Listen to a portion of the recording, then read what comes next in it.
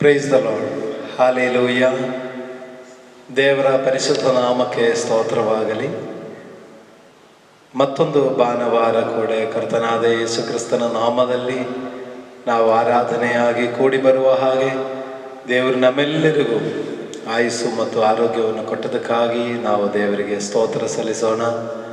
ಪ್ರಿಯರೇ, ಈ ದಿನದಲ್ಲಿ ಮತ್ತು ನಾವು ದೇವರನ್ನು ಮುಂಚಾಣೆ ಪ್ರಾರ್ಥನೆ ಮಾಡಿ ಆರಾಧನೆ ಮಾಡಿ ಇವತ್ತಿನ ದಿನವನ್ನು ದೇವರ ಸನ್ನತಿಯಲ್ಲಿ ನಮ್ಮನ್ನೇ ಸಮರ್ಪಣೆ ಮಾಡುವರಾಗಿರೋಣ. ಇರುವಂಥ ಸ್ಥಳದಲ್ಲಿ ನಾವು ಮೊಣಗಾಲೂರಿ ಪ್ರಾರ್ಥನೆ ಮಾಡಿಕೊಂಡು ಈ ದಿನದ ಆರಾಧನೆಯನ್ನು ಪ್ರಾರಂಭ ಮಾಡಿಕೊಳ್ಳೋಣ. Hallelujah, hallelujah, hallelujah, hallelujah, hallelujah, hallelujah.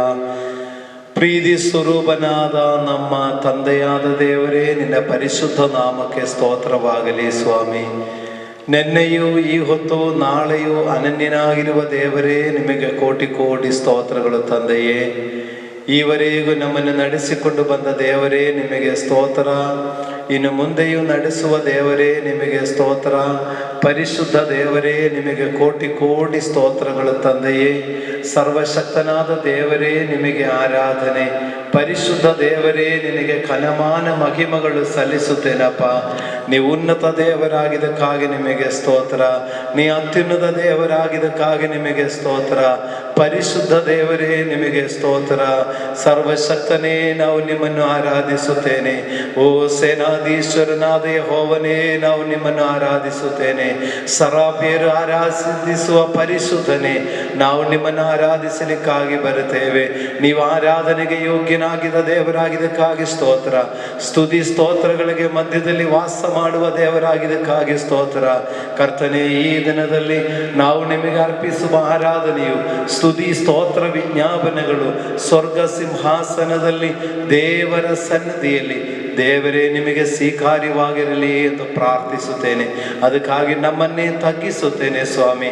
ನಮ್ಮ ನಡೆಯಿಂದಾಗಲಿ, ನಮ್ಮ ನುಡಿಯಿಂದಾಗಲಿ, ನಮ್ಮ ಕ್ರಿಯೆಗಳಿಂದಾಗಲಿ ಕರ್ತನೇ, ನಿಮಗೆ ವಿರುದ್ಧವಾಗಿ ಬಂದಿರುವಂಥ ಎಲ್ಲ ಅಪರಾಧಗಳನ್ನು ಕ್ಷಮಿಸಿ ದೇವರೇ, ನಮ್ಮಲ್ಲಿರುವಂಥ ಎಲ್ಲ ಅಶುದ್ಧಿಗಳನ್ನು ತೆಗೆದುಹಾಕಿ ನಿಮ್ಮ ಮುಂದೆ ನಮ್ಮನ್ನು ನಿರ್ದೋಷಿಗಳು ದೇವರೇ, ನಿಮ್ಮ ಪವಿತ್ರ ರಕ್ತದ ಮೂಲಕವಾಗಿ ನಮ್ಮನ್ನು ಶುದ್ಧಿ ಮಾಡಿ ನಿಮಗೆ ದೇವರ ಪ್ರಿಯ ಕುಮಾರನು ಪ್ರಿಯ ಕುಮಾರತಿಗಳು ಹಾಗೆ ನಿಮ್ಮ ಮುಂದೆ ನಿಲ್ಲುವಂತೆ ನಮ್ಮೆಲ್ಲರನ್ನು ಯೋಗ್ಯರಾಗಿ ಮಾಡಿರಿ ಕರ್ತನೇ ಎಂದು ಪ್ರಾರ್ಥಿಸುತ್ತೇನೆ. ತಂದೆಯೇ, ನಿನ್ನ ಪಾದ ಸನ್ನಿಧಿಯಲ್ಲಿ ನಮ್ಮೆಲ್ಲರನ್ನು ಕೂಡ ತಗ್ಗಿಸಿಕೊಂಡು ನಮ್ಮ ಕರ್ತನಾದ ಯೇಸು ಕ್ರಿಸ್ತನ ನಾಮದಲ್ಲಿ ಪ್ರಾರ್ಥಿಸಿ ಬೇಡುತ್ತೇನೆ, ಪರಲೋಕ ತಂದೆಯಾದ ದೇವರೇ, amen. Price the Lord. Hallelujah. ನಾವು ಎಲ್ಲರೂ ಉತ್ಸಾಹವಾಗಿ ಅವರವರು ಇರುವಂಥ ಸ್ಥಳಗಳಲ್ಲಿ ದೇವರನ್ನು ಘನಪಡಿಸಿ ಮಹಿಮೆಪಡಿಸುವರಾಗಿರೋಣ. ನಾವು ಆರಾಧಿಸುವುದು ಜೀವಸ್ವರೂಪನಾದ ದೇವರನ್ನೇ ನಾವು ಆರಾಧಿಸುವರಾಗಿದ್ದೇವೆ. ನಾವಿರುವುದು ಮನೆಗಳಲ್ಲಿ ಆಗಿದರೆ ಕೂಡ ನಾವು ಅತ್ಯುನ್ನತನಾದ ದೇವರನ್ನು ಸ್ವರ್ಗ ಸಿಂಹಾಸನದಲ್ಲಿ ಆ ಸರಾಫಿಯರ ಮಧ್ಯದಲ್ಲಿರುವಂಥ ಪರಿಶುದ್ಧನಾದ ದೇವರನ್ನು ನಾವು ನೆನೆಸಿ ಆರಾಧಿಸುವರಾಗಿರೋಣ. ನಮ್ಮ ಹೃದಯವೆಲ್ಲ ಆ ಉನ್ನತ ಸಿಂಹಾಸನದಲ್ಲಿರುವಂಥ ದೇವರನ್ನೇ ಧ್ಯಾನಿಸಿಕೊಂಡು ದೇವರನ್ನು ಹಾಡುವರಾಗಿರೋಣ, ದೇವರನ್ನು ಕೊಂಡಾಡುವರಾಗಿರೋಣ. ಎಲ್ಲರೂ ಮನೆಗಳಲ್ಲಿ ಇದ್ದರೂ ಕೂಡ ಉತ್ಸಾಹವಾಗಿ ಚಪ್ಪಾಳೆ ಹೊಡೆಯುವರಾಗಿರಲಿ, ಉತ್ಸಾಹವಾಗಿ ಹಾಡುವರಾಗಿರಲಿ. ದೇವರು ನಮ್ಮ ಪ್ರಾರ್ಥನೆ ಕೇಳಿ ನಮ್ಮ ಆರಾಧನೆಯನ್ನು ಅಂಗೀಕರಿಸಿ ನಿಶ್ಚಯವಾಗಿ ನಮ್ಮನ್ನು ಆಶೀರ್ವದಿಸುವರಾಗಿದ್ದಾರೆ. Praise the Lord. Praise the Lord. Hallelujah. ದೇವರ ನಾಮಕ್ಕೆ ಸ್ತೋತ್ರವಾಗಲಿ. ಇವತ್ತು ನಾವು ಎಲ್ಲರೂ ಸೇರಿ ಮತ್ತೆ ಆರಾಧನೆ ಮಾಡಿಕೊಳ್ಳೋಣ. ನಾವೀಗ ಚಪ್ಪಾಳೆ ಹೊಡೆದು ಆರಾಧನೆ ಮಾಡಿಕೊಳ್ಳೋಣ. 101ನೇ ಹಾಡಿನ ಚಿಕ್ಕ ಹಾಡಿನಲ್ಲಿ 101ನೇ ಹಾಡನ್ನು ಹಾಡಿ ನಾವು ಆರಾಧನೆ ಮಾಡಿಕೊಳ್ಳೋಣ.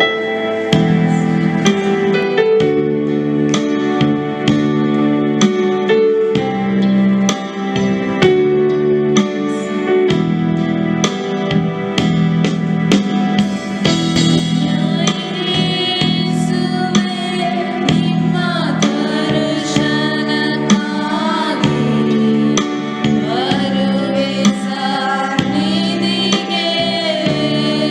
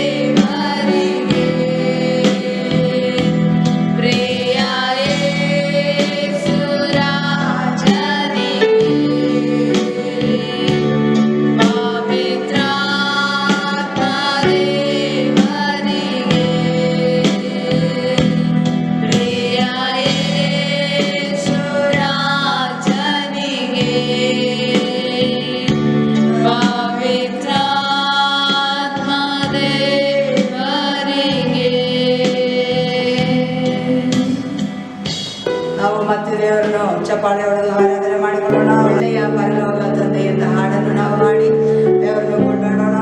ಜೀವನದ ದೇವರು ಯಾರೆಂದು ಅರಿಯದೆ ಅಲೆದಾಡುವ ವೇಳೆಗಳಲ್ಲಿ ದೇವರು ನಮ್ಮನ್ನು ಸತ್ಯದ ದೇವರು ನಾನನ್ನು ತಿಳಿಸಿಕೊಟ್ಟಿದ ದೇವರನ್ನು ನಾವು ಆರಾಧನೆ ಮಾಡಿಕೊಳ್ಳೋಣ. ದೇವರು ತನ್ನ ಕರಗಳಲ್ಲಿ ನಮ್ಮನ್ನು ಚಿತ್ರಿಸಿ ನಮ್ಮನ್ನು ಕಾಪಾಡುತ್ತಾ ಇದ್ದಾರೆ, ಕಣ್ಮಣಿಯಂತೆ ಕಾಯುತ್ತಾ ಇದ್ದಾರೆ. ಅದರಿಂದ ನಮಗೆ ಅಯ್ಯೋ ದೇವರು ಎಲ್ಲಿದ್ದಾರೆ ಅಂತ ಯೋಚನೆ ಮಾಡಬೇಡ್ರಿ. ಕರ್ತನು ನಮ್ಮ ಬಳಿಯಲ್ಲೇ ಇದ್ದಾರೆ, ನಮ್ಮ ಹತ್ತಿರವೇ ಇದ್ದಾರೆ. ಆರಾಧನೆ ಮಾಡುವಾಗ ನಮ್ಮ ಜೊತೆಯಲ್ಲಿ ಹಿಡಿದು ಬಂದು ನಮಗೆ ಅದ್ಭುತವಾದ ಬಿಡುಗಡೆಗಳನ್ನು ಕೊಡುತ್ತಾರೆ. ಹಾಲೆಲೂಯಾ. ಚಪ್ಪಾಳೆ ಹೊಡೆದ ಆರಾಧನೆ ಮಾಡಿಕೊಳ್ಳೋಣ. ಒಳ್ಳೆಯ ಪರಲೋಕ ತಂದೆಯೇ,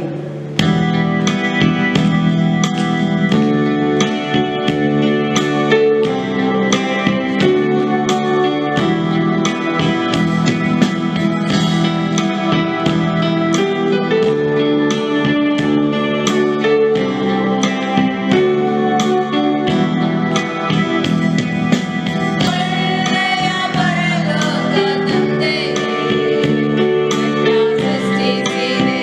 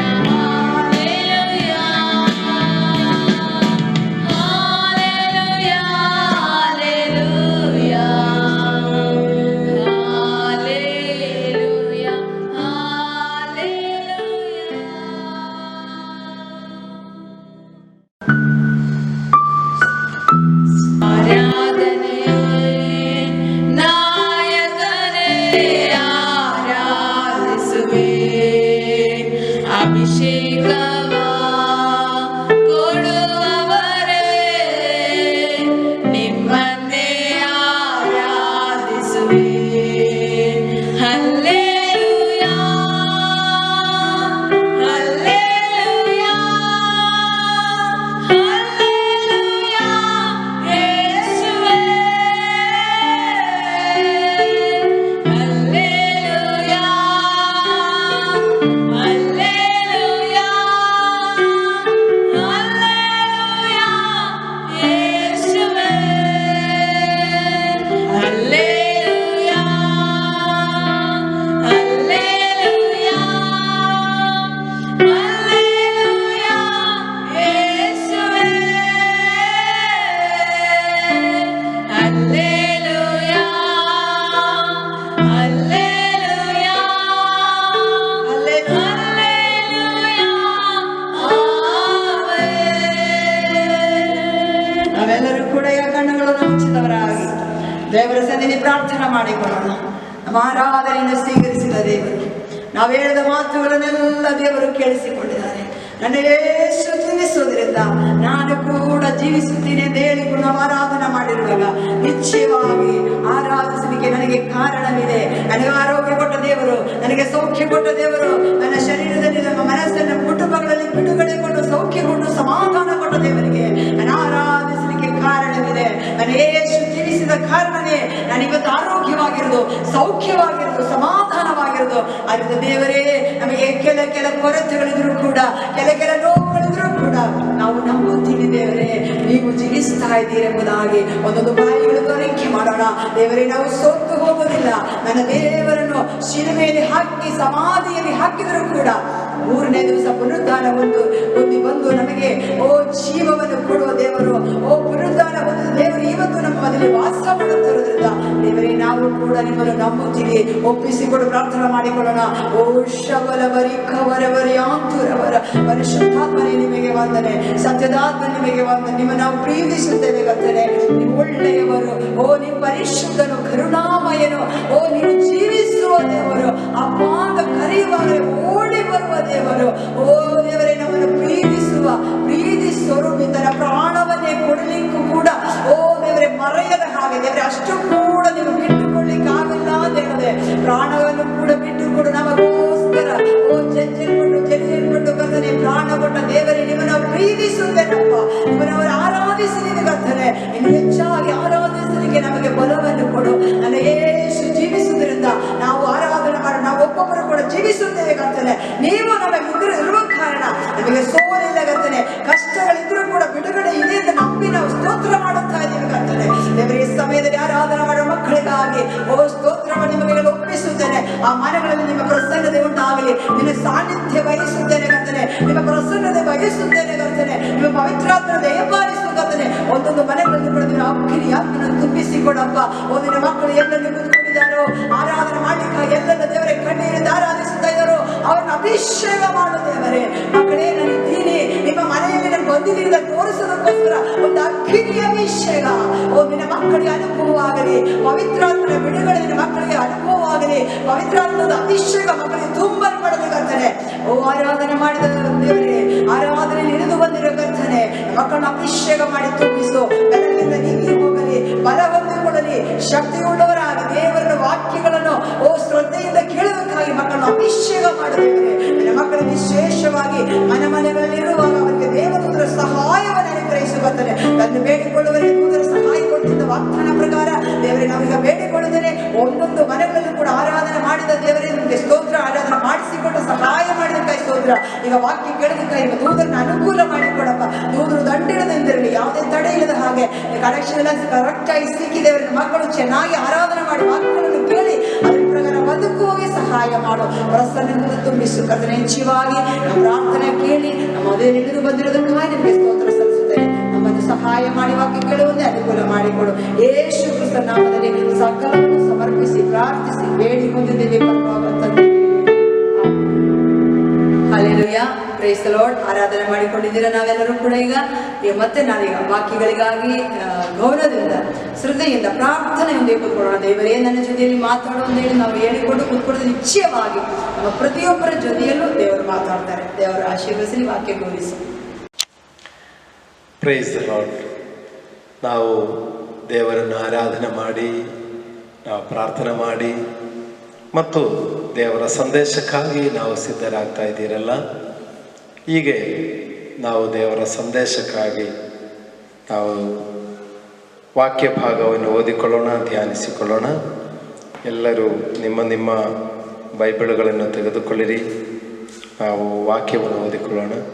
107ನೇ ಕೀರ್ತನೆ 20ನೇ ವಾಕ್ಯ ನಾವು ಇವತ್ತು ಪ್ರಾರಂಭದ ಧ್ಯಾನಕ್ಕಾಗಿ ತೆಗೆದುಕೊಳ್ಳೋಣ. 107ನೇ ಕೀರ್ತನೆ 20ನೇ ವಾಕ್ಯ. ಆತನು ದೂತನನ್ನೋ ಎಂಬಂತೆ ತನ್ನ ವಾಕ್ಯವನ್ನು ಕಳುಹಿಸಿ ಅವರನ್ನು ಗುಣಪಡಿಸಿದನು, ಸಮಾಧಿಗೆ ಸೇರದಂತೆ ಮಾಡಿದನು. Price the lord. ಒಂದು ನಿಮಿಷ ಕೊಡಿ, ಶಿರವಾಗಿ ಚಿಕ್ಕದೊಂದು ಪ್ರಾರ್ಥನೆ ಮಾಡೋಣ. ಸರ್ವಶಕ್ತನಾದ ದೇವರೇ, ಈ ಒಂದು ವಾಕ್ಯ ಭಾಗಕ್ಕಾಗಿ ನಿಮಗೆ ಸ್ತೋತ್ರ. ನಾವು ಈ ವಾಕ್ಯವನ್ನು ಇವತ್ತು ತೆಗೆದುಕೊಂಡು ಧ್ಯಾನ ಮಾಡಿ ನಿಮ್ಮ ಸನ್ನಿಧಿಯಿಂದ ಈ ವಾಕ್ಯದ ಶಕ್ತಿಯನ್ನು, ಈ ವಾಕ್ಯದ ಬಲವನ್ನು ಹೊಂದಿಕೊಳ್ಳಲಿಕ್ಕಾಗಿ ಬಂದಿದ್ದೇವೆ. ಈ ವಾಕ್ಯದ ಸಾರಾಂಶಗಳನ್ನು ನಾವು ಸರಿಯಾಗಿ ಅರ್ಥ ಮಾಡಿ ಅದನ್ನು ಸರಿಯಾಗಿ ಗಮನಿಸಿ ದೇವರ ವಾಕ್ಯದಲ್ಲೇ ನಾವು ನೆಲೆಗೊಂಡು ಈ ವಾಕ್ಯದ ಶಕ್ತಿಯನ್ನು ನಾವು ಅನುಭವಿಸುವಂತೆ ನಮ್ಮೆಲ್ಲರಿಗೂ ಸಹಾಯ ಮಾಡಿ. ಯೇಸು ಕ್ರಿಸ್ತನ ನಾಮದಲ್ಲಿ ಸಮರ್ಪಿಸಿ ಪ್ರಾರ್ಥಿಸುತ್ತೇನೆ, ಪರಲೋಕ ತಂದೆಯಾದ ದೇವರೇ, ಆಮೆನ್. Price the lord. ಪ್ರಿಯರೇ, ನಾವು ಓದಿದ ವಾಕ್ಯ ನೋಡಿ, ಆತನು ದೂತನನ್ನೋ ಎಂಬಂದೇ ತನ್ನ ವಾಕ್ಯವನ್ನು ಕಳುಹಿಸಿ ಅವರನ್ನು ಗುಣಪಡಿಸಿದನು, ಸಮಾಧಿಗೆ ಸೇರದಂತೆ ಮಾಡಿದನು. ಹಲ್ಲೆಲೂಯ. ವಾಕ್ಯವನ್ನು ಕಳಿಸಿ ಗುಣಪಡಿಸಿದರು ಮತ್ತು ಸಮಾಧಿಗೆ ಸೇರದಂತೆ ಮಾಡಿದರು. ಹಲ್ಲೆಲೂಯ. ಪ್ರಿಯರೇ, ಈಗಿನ ದಿನಗಳಲ್ಲಿ ನಾವು ಕೊರೋನಾ ವೈರಸ್ನಿಂದ ನಮ್ಮ ದೇಶದಲ್ಲಿ, ರಾಜ್ಯದಲ್ಲಿ ಎಲ್ಲವೂ ಈಗಿನ ಚರ್ಚೆ, ಈಗಿನ ಪರಿಸ್ಥಿತಿ ಹಾಗೆ ಇದೆಯಲ್ಲ. ಅನೇಕರು ಈಗಾಗಲೇ ಈ ಭೂಮಿಯಿಂದ ಮಾರ್ಪಟ್ಟಿದ್ದಾರೆ. ಈಗಲೂ ಅನೇಕರು ರೋಗಾವಸ್ಥೆಯಲ್ಲಿದ್ದಾರೆ. ನೋಡಿ, ಎಲ್ಲಿ ನೋಡಿದರೂ ಈಗ ಅನಾರೋಗ್ಯದ ಬಗ್ಗೆ ಭಯಪಡುವಂಥ ಒಂದು ಸಾಹಚರ್ಯವಿದೆ. ಒಂದು ಸಾಧಾರಣ ಒಂದು ಜ್ವರ ಬಂದಿದ್ದರೆ ಕೂಡ ಎಲ್ಲರ ಮನಸ್ಸಿನಲ್ಲಿ ಒಂದು ಭಯ. ಈ ಜ್ವರ ಯಾವುದರಿಂದ ಈ ಜ್ವರ ಬಂದಿದೆ? ಒಂದು ಸುಮ್ಮನೆ ಒಂದು ಸ್ವಲ್ಪ ಒಂದು ಚಿಕ್ಕದೊಂದು ಕೆಮ್ಮು ಬಂದರೆ ಕೂಡ, ಅದು ಏನೋ ಒಂದು ಗಂಟ್ಲಲ್ಲಿಗೆ ತಡೆಯಾಗಿ ಏನೋ ಒಂದು ಕೆಮ್ಮು ಬಂದರೆ ಕೂಡ ಬೇಗನೆ ಒಂದು ಭಯ ಬರ್ತಾ ಇದೆ. ಇದು ಈ ಗಂಟ್ಲಲ್ಲಿ ಕೆಮ್ಮು ಬರ್ತಾ ಇದೆ, ಏನೋ ಕೊರೋನಾ ಕಾಯಿಲೆನಾ ಅಂತ ಒಂದು ಭಯ ಮನುಷ್ಯನಲ್ಲಿದೆ. ಹಲ್ಲೆಲೂಯಾ. ಈಗ ಯಾಕೆಂದರೆ ಪರಿಸ್ಥಿತಿ ಹಾಗೆ ಇದೆ, ಸಾಹಚರ್ಯ ಹಾಗೆ ಇರುವುದರಿಂದ ಆ ಥರ ಯೋಚಿಸುವುದರಲ್ಲಿ ತಪ್ಪಿಲ್ಲ. ಯಾಕಂದರೆ ಎಚ್ಚರವಾಗಿರಲೇಬೇಕು. ಹಲ್ಲೆಲೂಯಾ. ಪ್ರಿಯರೇ, ಆದರೆ ಈಗಿನ ಈ ಒಂದು ಕಾಯಿಲೆನ ಮಧ್ಯದಲ್ಲಿ ಎಲ್ಲ ಕಡೆನೂ ನೋಡಿದರೆ ಒಂದು ರೋಗದ ಪರಿಸ್ಥಿತಿಗಳಲ್ಲಿ, ಮತ್ತು ರೋಗ ಮಾತ್ರವಲ್ಲ, ಈ ಒಂದು ರೋಗದಿಂದ ಅನೇಕರು, ಹೆಚ್ಚಿನ ಜನರು ಸಾಯುವಂಥ ಪರಿಸ್ಥಿತಿಯಲ್ಲಿ ಸುಮಾರು 35,000 ಗಂಟೆ, ಅಲ್ಲಿ 10 ಗಂಟೆ ಜನ ಈಗಾಗಲೇ ಪ್ರಾಣ ಕಳ್ಕೊಂಡಿರುವಾಗ, ನಮ್ಮ ಭಾರತ ದೇಶದಲ್ಲೇ ಅಷ್ಟೊಂದು ಜನ ಪ್ರಾಣ ಕಳ್ಕೊಂಡಿರುವಾಗ, ಪ್ರಿಯರೇ, ಒಂದು ಕಡೆ ಕಾಯಿಲಿನ ಬಗ್ಗೆ ಭಯ, ಇನ್ನೊಂದು ಕಡೆ ಮರಣದ ಬಗ್ಗೆ ಭಯ.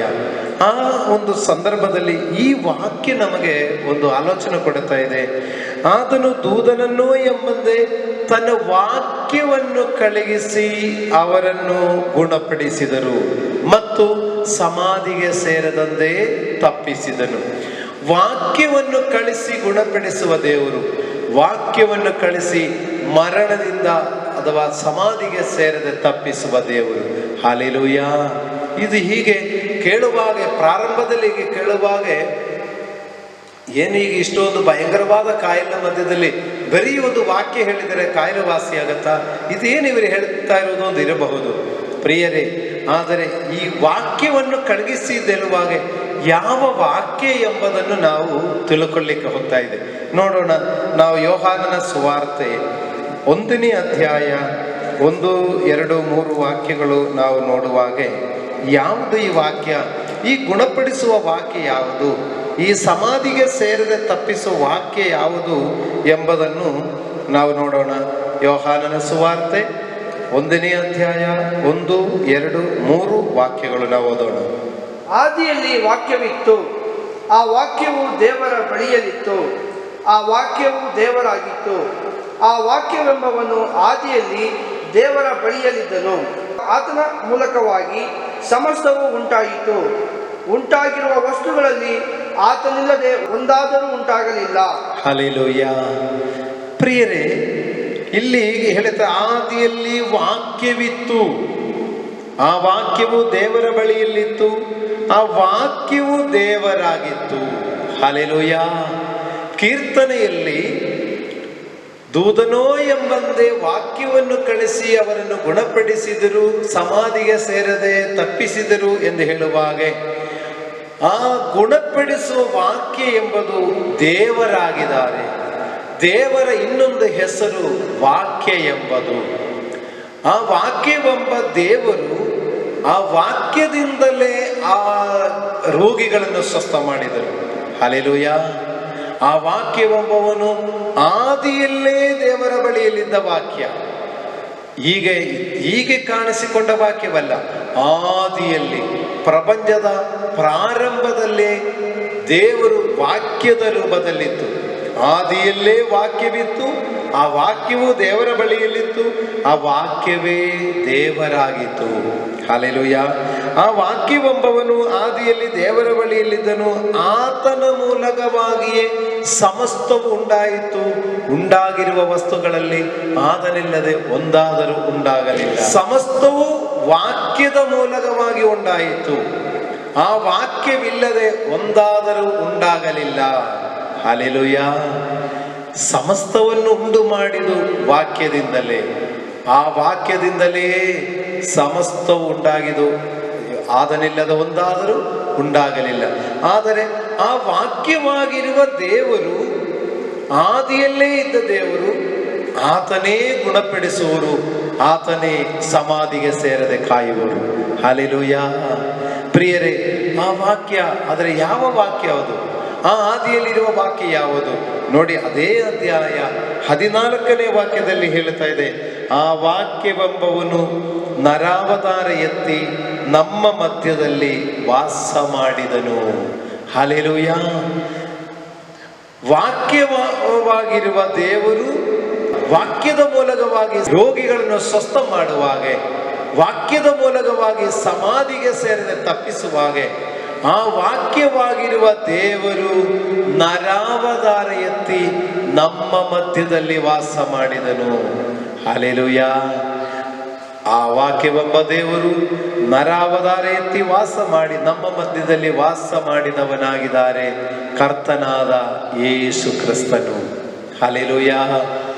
ಕರ್ತನಾದ ಯೇಸು ಕ್ರಿಸ್ತನು ಈ ಭೂಮಿಯಲ್ಲಿ ನರಾವತಾರ ಎತ್ತಿ ಬಂದಿರುವುದು 2000 ವರ್ಷಗಳ ಹಿಂದೆ ಆಗಿದರೆ ಕೂಡ ಆ ಕರ್ತನಾದ ಯೇಸು ಕ್ರಿಸ್ತನು ಆದಿಯಲ್ಲೇ ಇದ್ದವರಾಗಿದ್ದಾರೆ.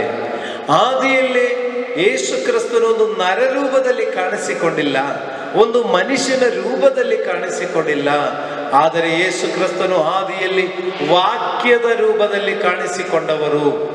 ಆತನ ಹೆಸರು ವಾಕ್ಯ ಎಂಬುದು. ಹಲ್ಲೆಲೂಯಾ. ನಾವು ಅದಕ್ಕಾಗಿ ಅದು ಅರ್ಥ ಮಾಡಿಕೊಳ್ಳಿಕ್ಕಾಗಿ ಮತ್ತು ನಾವು ಆದಿಕಾಂಡ ಪುಸ್ತಕ 1ನೇ ಅಧ್ಯಾಯ ಅದರಲ್ಲಿ 1ನೇ ವಾಕ್ಯ ಓದೋಣ. ಆದಿಯಲ್ಲಿ ದೇವರು ಆಕಾಶವನ್ನು ಭೂಮಿಯನ್ನು ಉಂಟು ಮಾಡಿದನು. ಭೂಮಿಯು ಕ್ರಯವಿಲ್ಲದೆಯೂ ಬರಿದಾಗಿಯೂ ಇತ್ತು. ಆದಿಸಾಗರದ ಮೇಲೆ ಕತ್ತಲಿತ್ತು. ದೇವರಾತ್ಮವು ಜಲಸಮೂಹಗಳ ಮೇಲೆ ಚಲಿಸುತ್ತಿತ್ತು.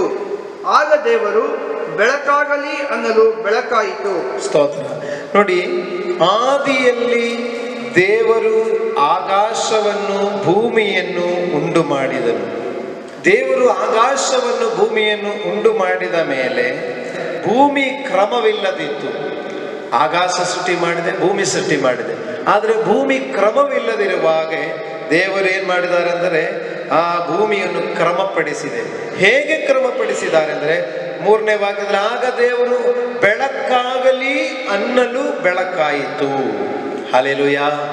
ನೋಡಿ, ಯೋಹಾನನ ಸುವಾರ್ತೆಯಲ್ಲಿ ದೇವರು ಹೇಳ್ತಾರೆ, ಆದಿಯಲ್ಲಿ ವಾಕ್ಯವಿತ್ತು, ಆ ವಾಕ್ಯವೇ ದೇವರಾಗಿತ್ತು, ಆ ವಾಕ್ಯವೆಂಬವನು ಆದಿಯಲ್ಲಿ ದೇವರ ಬಳಿಯಲ್ಲಿದ್ದವನು, ಆತನ ಮೂಲಕವಾಗಿ ಸಮಸ್ತವು ಉಂಟಾಯಿತು. ಇಲ್ಲಿ ಹೇಳ್ತಾ ಇದ್ದಾರೆ, ವಾಕ್ಯದ ಮೂಲಕ ಸಮಸ್ತವು ಉಂಟಾಯಿತು, ಬೆಳಕಾಗಲಿ ಅನ್ನಲು ಬೆಳಕಾಯಿತು. ಪ್ರಿಯರೇ, ಶಾಸ್ತ್ರದಲ್ಲಿ ವಿಜ್ಞಾನಿಗಳು ಕೂಡ ಹೇಳ್ತಾ ಇದ್ದಾರೆ, ಈ ಪ್ರಪಂಚ ಸೃಷ್ಟಿಯಾಗಲಿಕ್ಕೆ ಒಂದು ಕಾರಣವಾಗಿ ಇದು ಹೇಗೆ ಇದೆ, ಇದರ ಪ್ರಾರಂಭ ಎಲ್ಲಿ ಎಂದು ಕೇಳುವಾಗ ವಿಜ್ಞಾನಿಗಳು ಕೂಡ ಹೇಳ್ತಾರೆ, ಬಿಗ್ ಬ್ಯಾಂಗ್ ಅದೊಂದು ಥಿಯರಿ, ಬಿಗ್ ಬ್ಯಾಂಗ್ ಥಿಯರಿ ಎಂದು ಹೇಳಿದರೆ, ಮಹಾವಿಸ್ಫೋಟನದಲ್ಲಿ ಒಂದು ಸ್ಫೋಟನದಲ್ಲಿ, ಒಂದು ದೊಡ್ಡ ಶಬ್ದದಲ್ಲಿ ಈ ಭೂಮಿ ಮತ್ತು ಗ್ರಹಗಳು ಈಗ ನಕ್ಷತ್ರಗಳಾಗಿ ಇದನ್ನು ಚೆದರಿ ನಾನಾ ಕಡೆಗೆ ಚೆದರಿ ಬಿದ್ದಿದೆ, ಹೀಗೆ ಪ್ರಪಂಚ ಸೃಷ್ಟಿಯಾಗಿದೆ ಎಂದು ವಿಜ್ಞಾನಿಗಳು ಶಾಸ್ತ್ರ ಕಂಡುಹಿಡಿದು ಹೇಳ್ತಾ ಇದ್ದಾರೆ. ಹಲ್ಲೆಲೂಯಾ. ಅದೇ ಶಾಸ್ತ್ರದಲ್ಲಿ ಹೇಳುವಂತ ಆ ಮಹಾಶಬ್ದ ಬಗ್ಗೆ ಹೇಳುವಾಗ ಇಲ್ಲಿ ಹೇಳ್ತಾ ಇದ್ದಾರೆ, ಆ ಮಹಾಶಬ್ದ ಯಾರ್ದ ಶಬ್ದ? ಅದು ದೇವರ ಶಬ್ದ. ಆ ದೇವರ ಶಬ್ದದಲ್ಲಿ ದೇವರು ಬೆಳಕಾಗಲಿ ಎಂದು ದೇವರು ಅನ್ನುವಾಗ ಬೆಳಕಾಯಿತು. ಆ ಬೆಳಕಾಗಲಿ ಎಂದು ಅನ್ನುವ ಆ ಶಬ್ದವೇ ಕರ್ತನಾದ ಯೇಸು ಕ್ರಿಸ್ತನು. ಹಲ್ಲೆಲೂಯಾ. ಕರ್ತನಾದ ಯೇಸು ಕ್ರಿಸ್ತನು ಆ ಆದಿಯಲ್ಲಿ ಶಬ್ದದ ರೂಪದಲ್ಲಿ ಪ್ರಪಂಚದ ಸೃಷ್ಟಿಯಲ್ಲಿ ಜೊತೆಯಲ್ಲಿದ್ದವರು. ಹಲ್ಲೆಲೂಯಾ. ಎಲ್ಲವೂ ದೇವರು ಬರೀ ವಾಕ್ಯದಿಂದಲೇ ಸೃಷ್ಟಿ ಮಾಡಿದರು. ನೀವು ಮನೆಯಲ್ಲಿ ಅದು ನಿಧಾನಕ್ಕೆ ಓದಿಕೊಳ್ಳಿರಿ. ಬೆಳಕಾಯಿತು. ಆಮೇಲೆ ದೇವರು 7ನೇ ವಾಕ್ಯದಲ್ಲಿ ದೇವರು ವಿಸ್ತಾರವಾದ ಗುಮ್ಮುಟವನ್ನು ಮಾಡಿ ಅದರ ಕೆಳಗಿದ್ದ ನೀರುಗಳನ್ನು ಅದರ ಮೇಲಿದ್ದ ನೀರುಗಳನ್ನು ವಿಗಡಿಸಿದನು, ಹಾಗೆಯೇ ಆಯಿತು. ದೇವರು ಆ ಗುಮ್ಮಟಕ್ಕೆ ಆಕಾಶವೆಂದು ಹೆಸರಿಟ್ಟನು.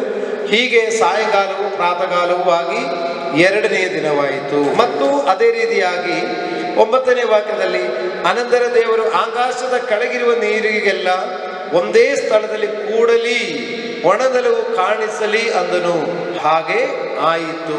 ನೋಡಿ, ಎಲ್ಲವನ್ನು ದೇವರು ಒಂದಾಗಲಿ ಎಂದು ಅಂದಿದೆ, ಒಂದಾಯಿತು. ಮತ್ತು 11ನೇ ವಾಕ್ಯದಲ್ಲಿ ಭೂಮಿಯು ಹುಲ್ಲನ್ನು ಬೀಜ ಬಿಡುವ ಕಾಯಿಪಲ್ಯದ ಗಿಡಗಳನ್ನು ಬೆಳೆಸಲಿ ಮತ್ತು ಬೀಜವುಳ್ಳ ಹಣ್ಣಿನ ಮರಗಳನ್ನು ಅವುಗಳ ಜಾತಿಗೆ ಅನುಸಾರವಾಗಿ ಹುಟ್ಟಿಸಲಿ ಎಂದು ಹೇಳಿದನು, ಹಾಗೆಯೇ ಆಯಿತು. ಹಲ್ಲೆಲೂಯಾ. ಮತ್ತು ಇನ್ನೂ ಅದರ ಕೆಳಗಡೆ ಇದೆ 15ನೇ ವಾಕ್ಯದಲ್ಲಿ ಭೂಮಿಯ ಮೇಲೆ ಬೆಳಕು ಕೊಡುವುದಕ್ಕೆ ಅವು ಆಕಾಶ ಮಂಡಲಗಳಲ್ಲಿ ದೀಪಗಳಂದಿರಲಿ ಅಂದನು, ಹಾಗೆಯೇ ಆಯಿತು. ಹಲ್ಲೆಲೂಯಾ. ಪ್ರಿಯರೇ, ದೇವರು ವಾಕ್ಯದ ಮೂಲಕವಾಗಿ ಎಲ್ಲವೂ ಸೃಷ್ಟಿ ಮಾಡಿದರು. ಸೂರ್ಯ ಸೃಷ್ಟಿಯಾಗಲಿ ಅಂದಿದೆ, ಸೂರ್ಯನ ಸೃಷ್ಟಿಯಾಯಿತು. ಬೆಳಕಾಗಲಿ ಅಂದಿತ್ತು, ಬೆಳಕಾಯಿತು. ನಕ್ಷತ್ರಗಳು ಆಕಾಶಗಳಲ್ಲಿ ನಕ್ಷತ್ರಗಳು ಉತ್ಪತ್ತಿ ಆಗಲಿ ಅಂತ ಅಂದಿದೆ, ದೇವರ ಅಂದಿದೆ, ಹಾಗಾಯಿತು. ಆ ಅನ್ನುವ ಆ ಶಬ್ದ, ಆ ವಾಕ್ಯವೇ ದೇವರಾಗಿದ್ದಾರೆ. ಹಲ್ಲೆಲೂಯಾ. ಪ್ರಿಯರೇ, ಆದಿಯಲ್ಲಿ ವಾಕ್ಯವಿತ್ತು, ಆ ವಾಕ್ಯದ ಮೂಲಕವಾಗಿಯೇ ಸಮಸ್ತವೂ ಉಂಟಾಯಿತು. ಯೋಹಾನನ ಸುವಾರ್ತೆ 1:3 ಹೇಳ್ತಾ ಇದ್ದಾರೆ, ಆತನ ಮೂಲಕವಾಗಿಯೇ ಸಮಸ್ತವೂ ಉಂಟಾಯಿತು. ಉಂಟಾಗಿರುವ ವಸ್ತುಗಳಲ್ಲಿ ಆತನಿಲ್ಲದೆ ಒಂದಾದರೂ ಉಂಟಾಗಲಿಲ್ಲ. ಹೀಗಾದರೆ ಕರ್ತನಾದ ಯೇಸು ಕ್ರಿಸ್ತನು 2000 ವರ್ಷಗಳ ಹಿಂದೆ ನರಾವತಾರಿ ಎತ್ತಿ ಈ ಭೂಮಿಗೆ ಬಂದಿದ್ದರೆ, ಯೇಸು ಕ್ರಿಸ್ತನು ಆದಿಯಲ್ಲಿ ಪ್ರಪಂಚ ಸೃಷ್ಟಿಯಲ್ಲಿ ಮನುಷ್ಯನ ರೂಪದಲ್ಲಿ ಕಾಣಿಸಿಕೊಳ್ಳಲಿಲ್ಲ. ಆದರೆ ಯೇಸು ಕ್ರಿಸ್ತನು ವಾಕ್ಯದ ರೂಪದಲ್ಲಿ, ಶಬ್ದದ ರೂಪದಲ್ಲಿ ಆದಿಯಲ್ಲೇ ದೇವರ ಜೊತೆಯಲ್ಲಿದ್ದವರು. ಹಲ್ಲೆಲೂಯಾ. ಅದರಿಂದಲೇ ಹೇಳ್ತಾ ಇರುವುದು, ಕರ್ತನಾದ ಯೇಸು ಕ್ರಿಸ್ತನ ಮೂಲಕವಾಗಿಯೇ ಈ ಪ್ರಪಂಚದಲ್ಲಿ ಸಮಸ್ತವೂ ಉಂಟಾಗಿರುವುದು. ಹುಲ್ಲುಗಳು, ಕಾಯಿ ಪಲ್ಯಗಳು ಕೊಡುವಂತ ಮರಗಳು, ಸಸ್ಯಗಳು, ಗಿಡಗಳು ಒಂದಾಗಲಿ ಅಂದಿದೆ, ಉಂಟಾಯಿತು. ಆಕಾಶದಲ್ಲಿ ಹಾರಾಡುವ ಹಕ್ಕಿಗಳು ಉಂಟಾಗಲಿ ಎಂದು ದೇವರು ಅಂದಿದೆ. ಆ ಅಂದಿದ ಶಬ್ದ ಯೇಸು ಕ್ರಿಸ್ತ. ಯೇಸು ಕ್ರಿಸ್ತನಾಗಿರುವ ಆ ವಾಕ್ಯ ಉಂಟಾಗಲಿ ಎಂದು ಹೇಳಿದೆ, ಉಂಟಾಯಿತು. ಕಾಡು ಮೃಗಗಳು, ಕಾಡು ಪ್ರಾಣಿಗಳು ಉಂಟಾಗಲಿ ಎಂದಂದಿದೆ, ಉಂಟಾಯಿತು. ಹಲ್ಲೆಲೂಯಾ. ಪ್ರಿಯರೇ, ಆದಿಯಲ್ಲಿ ವಾಕ್ಯವಾಗಿರುವ ಆ ದೇವರಾಗಿರುವ ಯೇಸು ಕ್ರಿಸ್ತನ ಮೂಲಕವಾಗಿಯೇ ಎಲ್ಲವೂ ವಾಕ್ಯದಿಂದಲೇ ನೆರವೇರಿತು. ಅದೇ ವಾಕ್ಯವಾಗಿರುವ ಯೇಸು ಕ್ರಿಸ್ತನ ಮೂಲಕವಾಗಿ ಇಲ್ಲಿ ಏನ್ ಹೇಳ್ತಾ ಇದ್ದಾರೆ, ಆದರೂ ವಾಕ್ಯವನ್ನು ಕಳುಹಿಸಿ ಅವರನ್ನು ಸ್ವಸ್ಥ ಮಾಡಿದರು. ಹಾಗಾದ್ರೆ ಪ್ರಿಯರೇ, ಕರ್ತನಾದ ಯೇಸು ಕ್ರಿಸ್ತನ ಮೂಲಕ ನಮಗೆ ಸೌಖ್ಯ ಉಂಟು. ಕರ್ತನಾದ ಯೇಸು ಕ್ರಿಸ್ತನ ಮೂಲಕ ನಮಗೆ ಮರಣದಿಂದೊಂದು ಬಿಡುವು ಉಂಟು. ಹಲ್ಲೆಲೂಯಾ. ಕರ್ತನಾದ ಯೇಸು ಕ್ರಿಸ್ತನು ಈ ಭೂಮಿಗೆ ಬರುವಾಗೆ ನೋಡಿ, ಅವರಿಗೆ ಜೀವ ಕೊಡಲಿಕ್ಕಾಗಿ, ಸಮೃದ್ಧಿಯಾಗಿ ಕೊಡಲಿಕ್ಕಾಗಿ ಯೇಸು ಈ ಲೋಕಕ್ಕೆ ಬಂದಿದ್ದಾರೆ. ಯೋಹಾನನ ಸುವಾರ್ತೆಯಲ್ಲಿ ಮತ್ತು ನಾವು ನೋಡುವಾಗೆ ಈ ದೇವರು ಭೂಮಿಗೆ ಬಂದಿರುವುದು ಮನುಷ್ಯನಿಗೆ ಜೀವ ಕೊಡಲಿಕ್ಕಾಗಿ, ಅದು ಸಮೃದ್ಧಿಯಾಗಿ ಕೊಡಲಿಕ್ಕಾಗಿ ಯೇಸು ಈ ಲೋಕಕ್ಕೆ ಬಂದಿದೆ ಎಂಬುದನ್ನು ದೇವರ ವಾಕ್ಯದಲ್ಲಿ ನಾವು ನೋಡಬಹುದು. ಹಲ್ಲೆಲೂಯಾ. ಯೋಹಾನನ ಸುವಾರ್ತೆ 10ನೇ ಅಧ್ಯಾಯ 10ನೇ ವಾಕ್ಯ. ಕಳ್ಳನು ಕದ್ದುಕೊಳ್ಳುವುದಕ್ಕೂ ಕೊಯ್ಯುವುದಕ್ಕೂ ಹಾಳು ಮಾಡುವುದಕ್ಕೂ ಬರುತ್ತಾನೆ ಹೊರತು ಮತ್ತಾವುದಕ್ಕೂ ಬರುವುದಿಲ್ಲ. ನಾನಾದರೂ ಅವುಗಳಿಗೆ ಜೀವವು ಇರಬೇಕೆಂತಲೂ ಅದು ಸಮೃದ್ಧಿಯಾಗಿ ಇರಬೇಕೆಂತಲೂ ಬಂದೆನು. ಹಲ್ಲೆಲೂಯಾ. ಕರ್ತನಾದ ಯೇಸು ಕ್ರಿಸ್ತನು ವಾಕ್ಯವಾಗಿರುವ ದೇವರು ನರಾವತಾರಿ ಎತ್ತಿ ಈ ಭೂಮಿಗೆ ಬಂದಿರುವುದು ಜೀವ ಕೊಡಲಿಕ್ಕಾಗಿಯೂ ಮತ್ತು ಸಮೃದ್ಧಿಯಾದ ಜೀವ ಕೊಡಲಿಕ್ಕಾಗಿಯೂ ಬಂದಿರುವುದು. ಹಲ್ಲೆಲೂಯಾ. ನೋಡಿ, ದೇವರ ವಾಕ್ಯ, ಪವಿತ್ರ ಗ್ರಂಥದಲ್ಲಿ ದೇವರ ವಾಕ್ಯ ಹೀಗೆ ಹೇಳ್ತಾ ಇದೆ, ಯೇಸು ಕ್ರಿಸ್ತನು ಈ ಲೋಕಕ್ಕೆ ವಾಕ್ಯವಾಗಿರುವ ದೇವರು, ಅಂದ್ರೆ ಆದಿಯಲ್ಲಿ ವಾಕ್ಯವಾಗಿರುವ ದೇವರು. ಹೀಗೆ ಯುಗದ ಮಧ್ಯದಲ್ಲಿ 2000 ವರ್ಷಗಳ ಹಿಂದೆ ನರಾವತಾರಿ ಎತ್ತಿ ಈ ಲೋಕಕ್ಕೆ ಬಂದ ಉದ್ದೇಶ ಮನುಷ್ಯನಿಗೆ ಜೀವ ಕೊಡಲಿಕ್ಕಾಗಿಯೂ ಮತ್ತು ಸಮೃದ್ಧಿಯಾದ ಜೀವ ಕೊಡಲಿಕ್ಕಾಗಿಯೂ ಬಂದಿದ್ದಾರೆ. ಹಲ್ಲೆಲೂಯಾ. ಆದರೆ ಕೊರೋನಾ ಬಂದಿರುವುದು ಮನುಷ್ಯನಿಗೆ ಜೀವ ತೆಗೀಲಿಕ್ಕೂ, ಹೆಚ್ಚಿನ ಜೀವ ತೆಗೀಲಿಕ್ಕೂ ಕೊರೋನಾ ಬಂದಿದೆ. ಹಲ್ಲೆಲೂಯಾ. ಆದರೆ ಯೇಸು ಬಂದಿರುವುದು ಜೀವ ಕೊಡಲಿಕ್ಕೂ ಸಮೃದ್ಧಿಯಾಗಿ ಕೊಡಲಿಕ್ಕೂ ಬಂದಿದ್ದಾರೆ. ಪ್ರಿಯರೇ, ಆ ಯೇಸು ಕ್ರಿಸ್ತನು ಈಗ ನಮ್ಮ ಮಧ್ಯದಲ್ಲಿ ವಾಕ್ಯದ ರೂಪದಲ್ಲಿ ನಮ್ಮ ಮಧ್ಯದಲ್ಲಿ ವಾಸ ಮಾಡುವನಾಗಿದ್ದಾರೆ. ಹಲ್ಲೆಲೂಯಾ. ಪ್ರಿಯರೇ, ನಾವು ಅದಕ್ಕಾಗಿ ಇನ್ನೊಂದು ವಾಕ್ಯ ಕೂಡ ನಾವು ನೋಡೋಣ. ಮತ್ತೈನ ಸುವಾರ್ತೆ 8ನೇ ಅಧ್ಯಾಯ 3ನೇ ವಾಕ್ಯದಲ್ಲಿ ನೋಡುವಾಗ ಯೇಸು ಕ್ರಿಸ್ತನು ಯಾವ ರೀತಿಯಲ್ಲಿ ಈ ವಾಕ್ಯವನ್ನು ಕ್ರಿಯೆ ಮಾಡಿದೆ ಎಂಬುದನ್ನು ನಾವು ನೋಡಬಹುದು. ಮತ್ತೈನ ಸುವಾರ್ತೆ 8ನೇ ಅಧ್ಯಾಯ ಅದರಲ್ಲಿ 3ನೇ ವಾಕ್ಯ. ಆತನು ಕೈ ನೀಡಿ ಅವನನ್ನು ಮುಟ್ಟಿ, ನನಗೆ ಮನಸ್ಸುಂಟು, ಶುದ್ಧನಾಗು ಅಂದನು. ಕೂಡಲೇ ಅವನ ಕುಷ್ಠವು ವಾಸಿಯಾಯಿತು. ಸ್ತೋತ್ರ. ಹಲ್ಲೆಲೂಯಾ. ನಮ್ಮ ಗುರಿ ಮಾತು 107ನೇ ಕೀರ್ತನೆ 20ನೇ ವಾಕ್ಯ. ಆ ಗುರಿ ವಾಕ್ಯವೇನೆಂದರೆ, ಆದನು ದೂತನೋ ಎಂಬಂತೆ ತನ್ನ ವಾಕ್ಯವನ್ನು ಕಳಿಸಿ ಅವರನ್ನು ಗುಣಪಡಿಸಿದನು ಮತ್ತು ಸಮಾಧಿಗೆ ಸೇರದೆ ತಪ್ಪಿಸಿದನು. ಇಲ್ಲಿ ನೋಡಿದರೆ ನಾವು ಯೇಸು ಕ್ರಿಸ್ತನೇ ವಾಕ್ಯವಾಗಿದ್ದವರು. ಆ ವಾಕ್ಯವಾಗಿರುವ ಕ್ರಿಸ್ತನು ಆದಿಯಲ್ಲಿ ದೇವರ ಆ ಸೃಷ್ಟಿಕರ್ತನಾಗಿ ಆದಿಯಲ್ಲಿ ದೇವರ ಜೊತೆಯಲ್ಲಿದ್ದ ಆ ವಾಕ್ಯ ನರಾವತಾರ ಎತ್ತಿ ನಮ್ಮ ಮಧ್ಯದಲ್ಲಿ ವಾಸ ಮಾಡಿ ಆ ವಾಕ್ಯವಾಗಿದ್ದವನು ವಾಕ್ಯದಿಂದಲೇ ಸ್ವಸ್ಥ ಮಾಡುವನಾಗಿದ್ದಾನೆ. ಹಲ್ಲೆಲೂಯಾ. 107ನೇ ಕೀರ್ತನೆ ವಾಕ್ಯವನ್ನು ಕಳುಹಿಸಿ ಸ್ವಸ್ಥ ಮಾಡಿದೆ ಅಂತ ಹೇಳಿದರೆ, ಇಲ್ಲಿ ನಾವು ಮತ್ತೇನು ಸುವಾರ್ತೆಯಲ್ಲಿ ನೋಡುವಾಗ ಒಂದು ಕುಷ್ಠರೋಗಿಯಾದ ಒಂದು ಮನುಷ್ಯನು ಯೇಸುವಿನ ಬಳಿಯಲ್ಲಿ ಬಂದು, ಸ್ವಾಮಿ, ನಿನಗೆ ಮನಸ್ಸಿದ್ದರೆ ನನ್ನನ್ನು ಶುದ್ಧ ಮಾಡಬಲ್ಲೆ ಎಂದು ಕೇಳ್ತಾನೆ. ನಾನೊಂದು ಕುಷ್ಠರೋಗದಿಂದ ನಾನು ಬಾಧೆ ಪೀಡುತ್ತಾ ಇದೆ, ಕುಷ್ಠರೋಗದಿಂದ ನಾನು ಕಷ್ಟ ಪೀಡುತ್ತಾ ಇದೆ, ಜನ ಯಾರು ನನ್ನನ್ನು ಸಮೀಪಕ್ಕೆ ಸೇರಿಸುವುದಿಲ್ಲ. ಆ ಕುಷ್ಠರೋಗಿಯನ್ನು ಸಮಾಜದಲ್ಲಿ ದೂರ ನಿಲ್ಲಿಸಿದೆ. ಕುಷ್ಠರೋಗ ಅಂದ್ರೆ ಒಂದು ಅಸಹ್ಯವಾದ ಕಾಯಿಲೆ. ಆ ಕಾಯಿಲೆ ಇರುವವರನ್ನು ಸಮೀಪದಲ್ಲಿ ಸೇರಿಸುವುದಿಲ್ಲ. ಅವನು ಸಮಾಜದಲ್ಲಿ ಒಂದು ಹೀನ ಸ್ಥಿತಿಯಲ್ಲಿ ಆ ರೀತಿಯಲ್ಲಿ ಕೇವಲವಾಗಿ ನೆನೆಸಿಕೊಳ್ಳುವುದು. ಹಲ್ಲೆಲೂಯಾ. ಆ ಒಂದು ಪರಿಸ್ಥಿತಿಯಲ್ಲಿ ಯೇಸು ಸ್ವಾಮಿ ಬಳಿಗೆ ಅವನು ಬಂದು ಅವನು ದೂರ ನಿಂತುಕೊಂಡು ಕೇಳುತ್ತಾನೆ, ಸ್ವಾಮಿ ನಿನಗೆ ಮನಸ್ಸಿದ್ದರೆ ನನ್ನನ್ನು ಶುದ್ಧ ಮಾಡಬಲ್ಲೆ ಎಂದು ಕೇಳುತ್ತಾರೆ. ಸ್ವಾಮಿ ಆವಾಗ ಹೇಳ್ತಾರೆ, ನನಗೆ ಮನಸ್ಸುಂಡು ಎಂದು ಹೇಳಿಕೊಂಡು ಏನು ಹೇಳ್ತಾರೆ, ನನಗೆ ಮನಸ್ಸುಂಡು ಶುದ್ಧನಾಗು ಅಂದನು. ಹಲ್ಲೆಲೂಯಾ. ನನಗೆ ಮನಸ್ಸುಂಡು ಶುದ್ಧನಾಗು ಅಂದನು. ಅವನ ಕೈಯ ಕೂಡಲೇ ಅವನ ಕುಷ್ಠವು ವಾಸಿಯಾಯಿತು. ಹಲ್ಲೆಲೂಯಾ. ಪ್ರಿಯರೇ, ಅವನು ವಾಕ್ಯವನ್ನು ಕಳಿಸಿ ಗುಣಪಡಿಸುವ ದೇವರು.